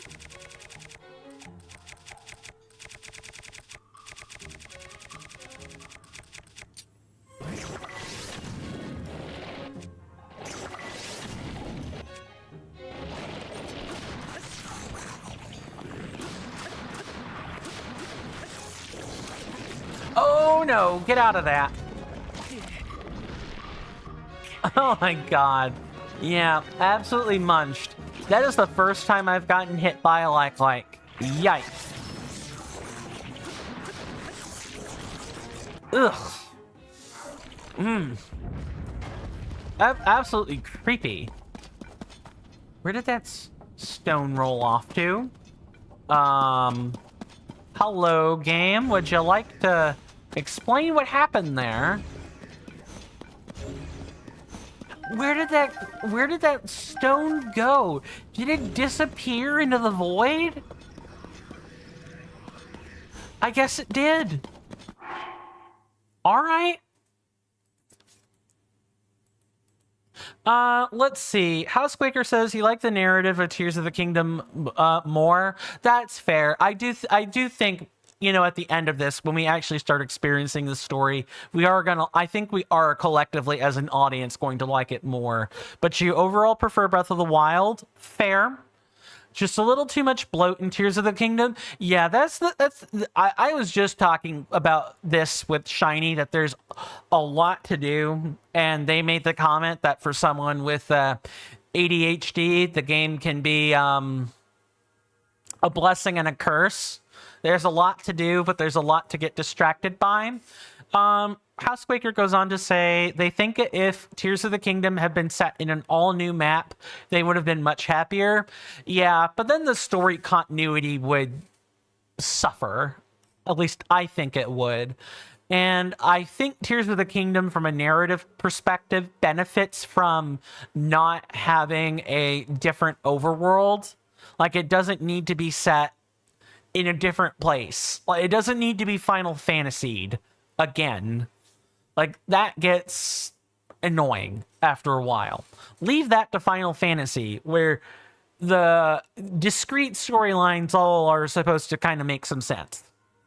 Housequaker then goes on to say, I think Tears of the Kingdom had some bizarre design decisions that don't work very well. Just wait until you get your champion abilities. What a mess. Yeah, like, the controls already feel full. I have no idea how that's gonna work. We have the stuff on our, dynamic menu wheel. Oh no. So I'm curious as to where they're going to fit that in. Is this gonna be like a shield button combination? Can't be a D-pad. It can't be the sticks, because those are all mapped actions as well. Don't tell me what that is, by the way. I want to discover it for myself. But it just things to think about, where on earth are they possibly going to fit in the champion abilities? The fact that people are the fact that Housequaker is saying, it's going to be a real mess. The quick item wheel is so bloated. I wish they had tested a better system. Not that a cycling item wheel is bad. It's just I think it needs to be a little more robust than a dynamic quick wheel like that. My background as a gamer is in Soulsborne games. Like, that's a huge specialty of mine. There's supposed to be bloopies in this cave, so I need to, pay attention.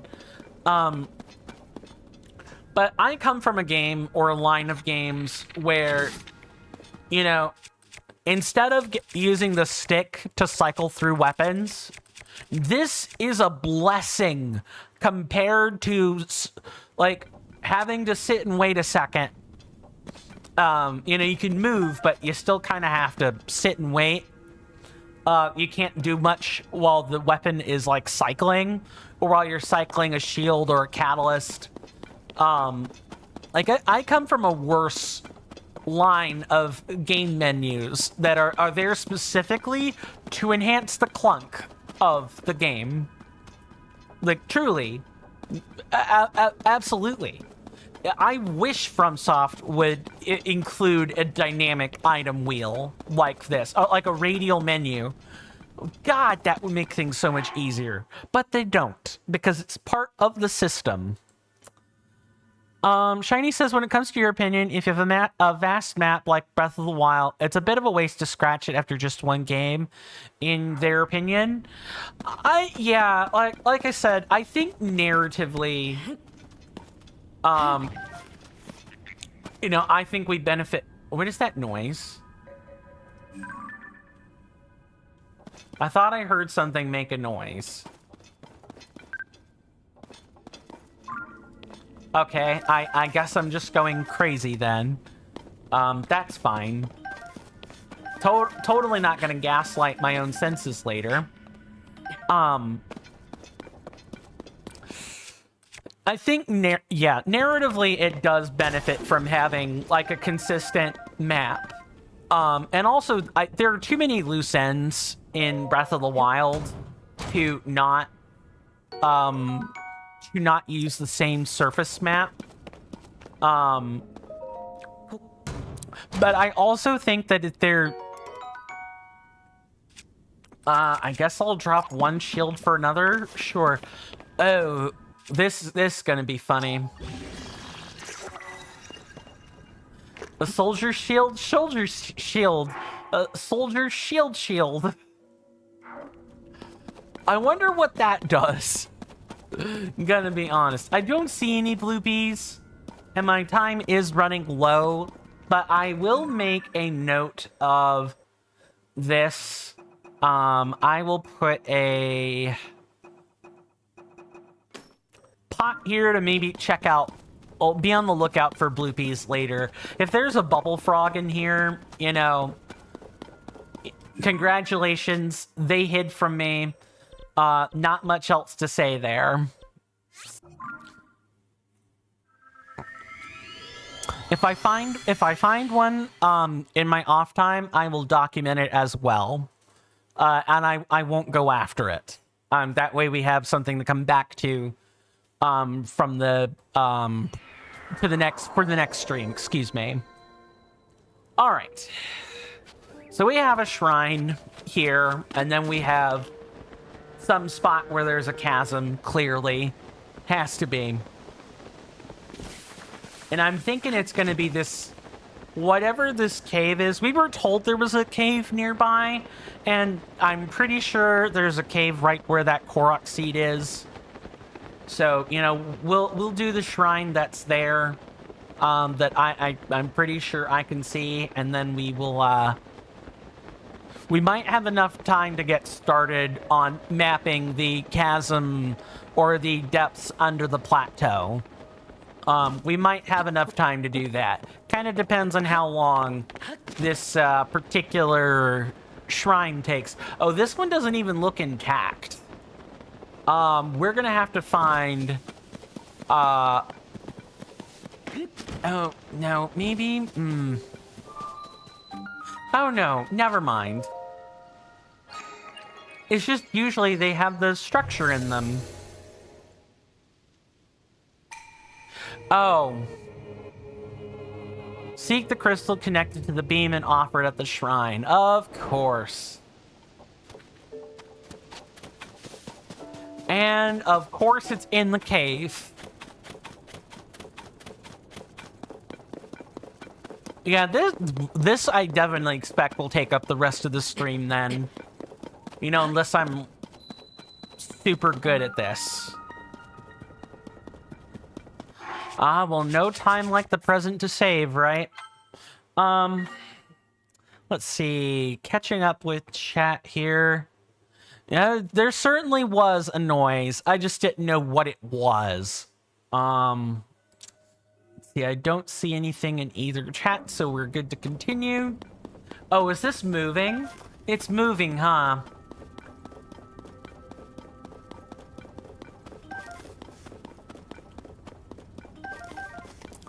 I'm gonna lock in for like a few seconds and see if I can easily spot it. Welcome to a definitely unique shrine quest in this game, Sarcasm.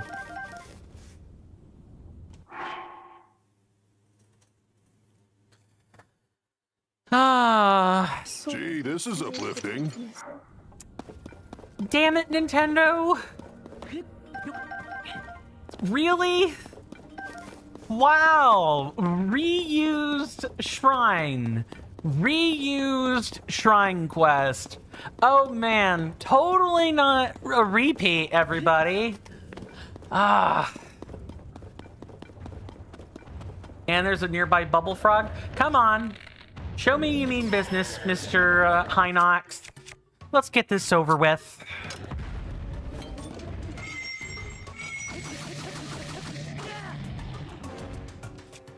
Oh, that broke? Okay, I need to switch.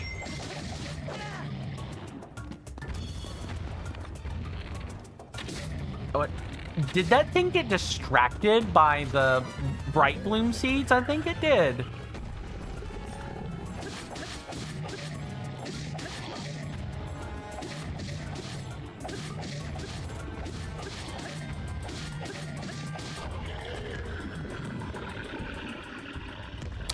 Insert eye roll meme here. At least I know I can come back to this area to farm Hinox horns if that's what I need to do. Well, I can see where the sarcasm was coming from there, Mr. Shiny. I can definitely see that. I mean, I guess it makes sense. The Hinoxes did carry stuff around their necks. They did carry the shrine orbs, so it's not out of this world for them to reuse that. That's probably to save time more than anything, but I can still groan at the fact they, you know, predictably used a Hinox in order to do this. Like, I can still groan at that. Okay, let's get the bloody crystal and let's get out of here. I did not want to do that. And that's bright bloom seeds we don't get to have.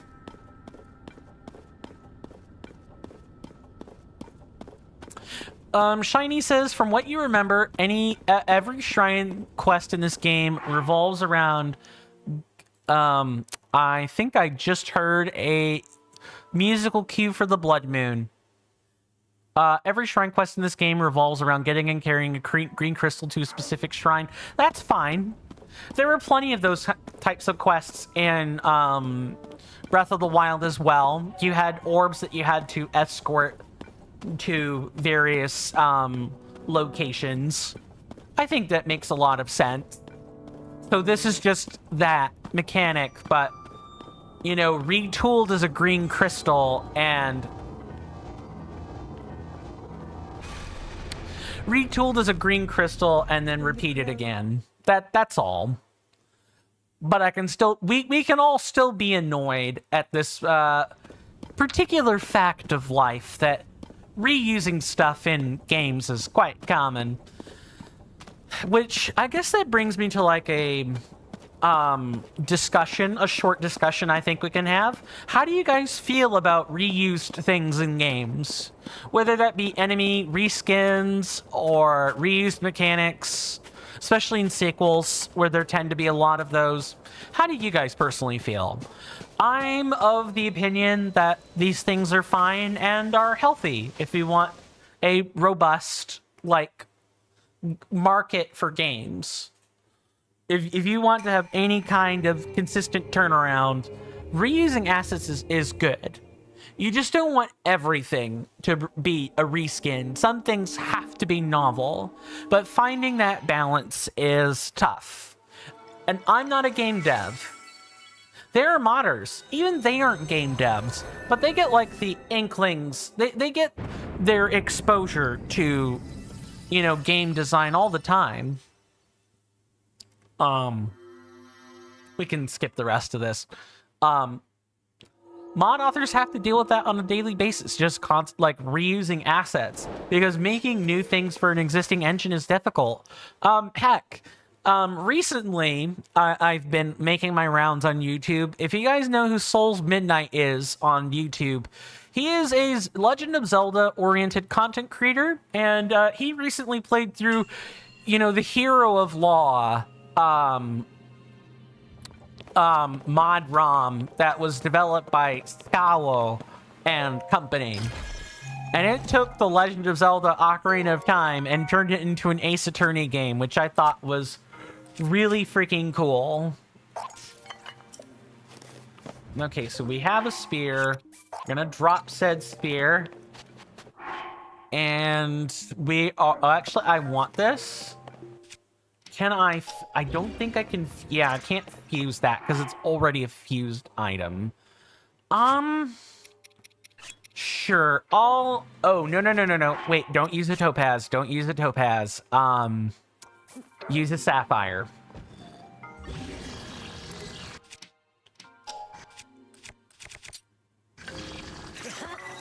There. Now we have a sapphire wand. And we can farm for jellies again, if nothing else. Now, do I drop this spear? Oh, do I drop it for a topaz rod? Is that worth it? The magician in me says yes. Sorry, there is a fruit fly or gnat flying around, making things difficult. Oh, I really want to. Okay, I'm gonna do it. I'm getting the magic rod. Sorry. We already get the ability to access pristine spears anyway, so I like having my magic rod effect. I like having access to that stuff.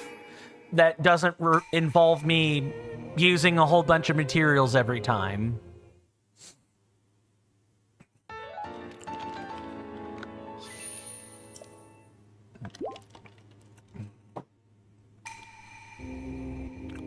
Well, that also takes care of the cave. That also takes care of all the cave systems that aren't on the plateau.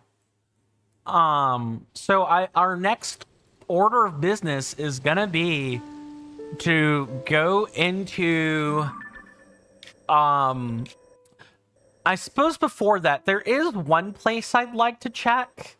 And that one place, I think should be... Ooh, how do I want to do this? Okay, this is in the Great Plateau Foothill Cave. So we're going to go in here, and I'm going to, like, quickly ascend up. I'm curious about the Shrine of Resurrection. We were told... I'm curious to see if it's, like, a bona fide cave system. Or not.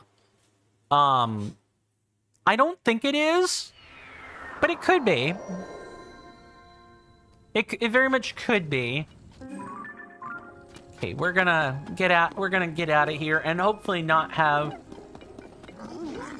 Okay, yes, good. I'm gonna leave these black horriblins to farm later.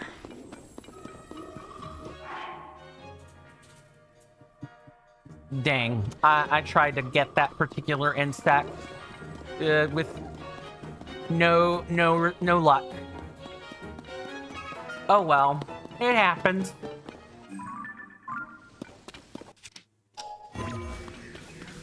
Oh, what am I doing? I could have ascended through that.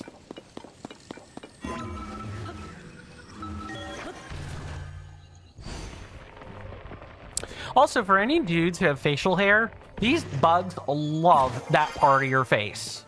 I have to bat away so many of these, especially if you're in a hot place, like if you're in an area that has like triple degree heat, like mine does sometimes.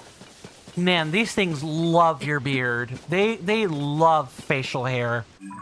I routinely get bites in that part of my face. Even if my face weren't round, you know, weren't plump, I think they would still love that part of my face. Not fun. Not fun at all. And I think the Shrine of Resurrection will be like a perfect capstone to all of this. You know, at least until the next stream. And you guys may not get a thumbnail for a while. It just kind of depends on how quickly I need to, like, pack things up or whatever. If I have to, you know, leave the house tonight, because sometimes my clients like a full day with me to brief me on, like, new things or whatever, then, yeah, I could lose the ability to make even a preview thumbnail, but... We'll have to see. Also, I guess the fact that I may or may not be streaming tomorrow leads me to my last point. I would like to, once again, you know, thank everybody for subscribing on YouTube. We hit 100 subscribers. Awesome. I love that. And that means I'm going to put together a Q&A, because I'm still working on the previous subscriber special at 50. I need to sit down and make some recordings of that.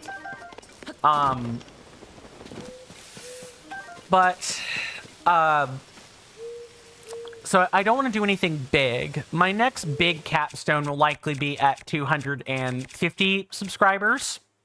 That's when my next major project is planned for.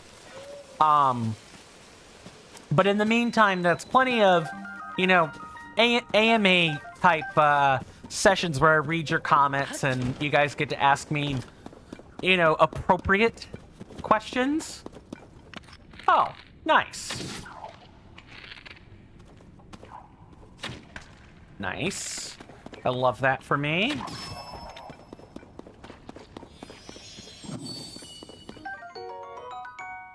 I guess it makes sense that a bubble frog would be in here. This is just, what, a normal cave? Oh, it's a hot spring.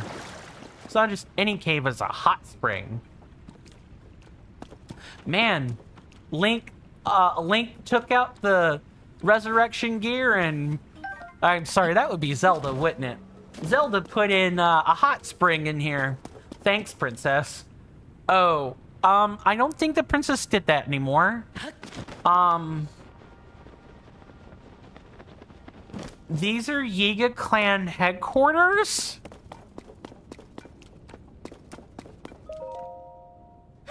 The noble swordsman scrounging for scraps. You fell for the oldest trick in the book. Joke's on you. I wanted you to make me to think that I fell for it. You stumbled into our secret storehouse for treasures from the depths. And now that you've seen it, I can't let you live. Your life ends today.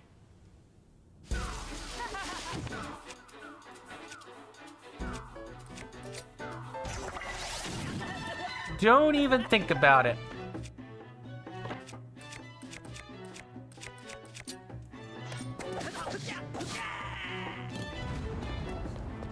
Dang. I keep wanting... Oh my god. I have to make some terrible choices. What do I get rid of? I have no idea.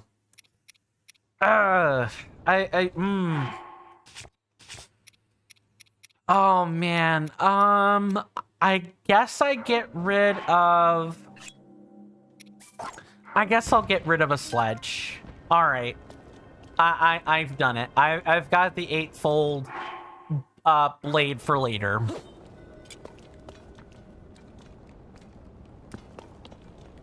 Alright, so what are you holding on to here? Authorizer verified.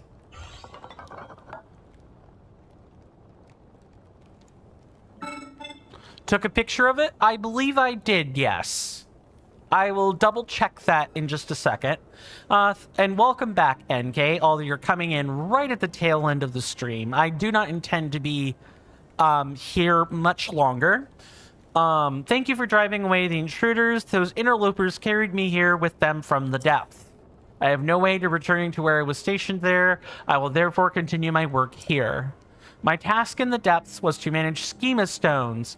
A great deal of zonite was mined and processed there once. Please hold one moment. I have confirmed that there is a schema stone you do not yet have. Allow me to rectify that. These stone slabs depict schematics of things such as zonite vehicles. Okay, cool. We did get another one. A beam cycle? Okay, things to look at later. I'm curious about one other thing. Do you know what auto build will do if you have insufficient parts? Tell me. Auto build will not be able to manufacture a part if any of its component parts are missing, but zonite can help with this. You can supplement missing parts by using zonite to mimic their form and properties. Keep in mind that they are temporary parts created by the auto build ability. You cannot use them for other purposes. They will vanish when you disassemble the creation they were intended for. I assure you that these are useful despite these limitations. I hope that you find your own purpose for them. Alright, let's double check and make sure we've got a picture. I believe I did take a picture of this, though. I did take a picture. Okay. I think next time we'll do the, you know, the depth. We'll have to finish off the depth, and then afterwards, hopefully it won't take the whole stream, but eventually we will be able to move on to the region right before Hebra. Like, that is my goal. We are gonna start making our way there. We just wanted to, I wanted to really absorb everything the game has to offer. And I have a reason for taking the path that I'm taking beyond just, this is the canon path. beyond just, it's the canonical path. Shiny says, my theory is that the hot spring was there the whole time. Yeah, that seems reasonable. Shrine bed was placed on top of it, so the spring water recovered Link through these 100 years before the events of Breath of the Wild. Yeah, that seems reasonable. Hot springs are generally rejuvenating. If only it worked that way in real life, that would be amazing. Of course, the spring water didn't do all the work by itself. There was Sheikah technology that helped on top of that. Probably turning the spring water into like stasis fluid or whatever, but I'm sure that there are theories that can be talked about later on that. I did respond to take a picture of it. And then we have the last statement here that Zonite is essentially a filament for a 3D printer that auto build is. Yeah, basically it's a mineral filament, which I want a 3D printer, but because it'll help me make merch, among other things. I can get some stamping tools and I can actually make some merch. Not that I'm gonna do that necessarily. I'm too small for that, but having the equipment is nice. That's where I'm gonna leave it off today, guys. Again, I'm 5 minutes late to be out the door, so I really got to get going. Thank you guys so much for hanging out with me today. My senators and inductees, you have been awesome. Again, if I don't get the chance to stream tomorrow, I definitely won't be for the 4th going onward until the following Monday. That will probably be the 7th. But tomorrow is up in the air. You guys will get an update as soon as I have the logistics figured out. My name is Coin. This has been another episode of The Legend of Zelda Tears of the Kingdom. I look forward to many more of these with you guys. And do stay safe out there. Take care of yourselves, my senators and inductees. You're welcome in my hallowed halls anytime, whether that be, in my Discord or that be in my feeds or DMs on Twitter or Blue Sky. Either way, see you guys next time. And with that, goodbye.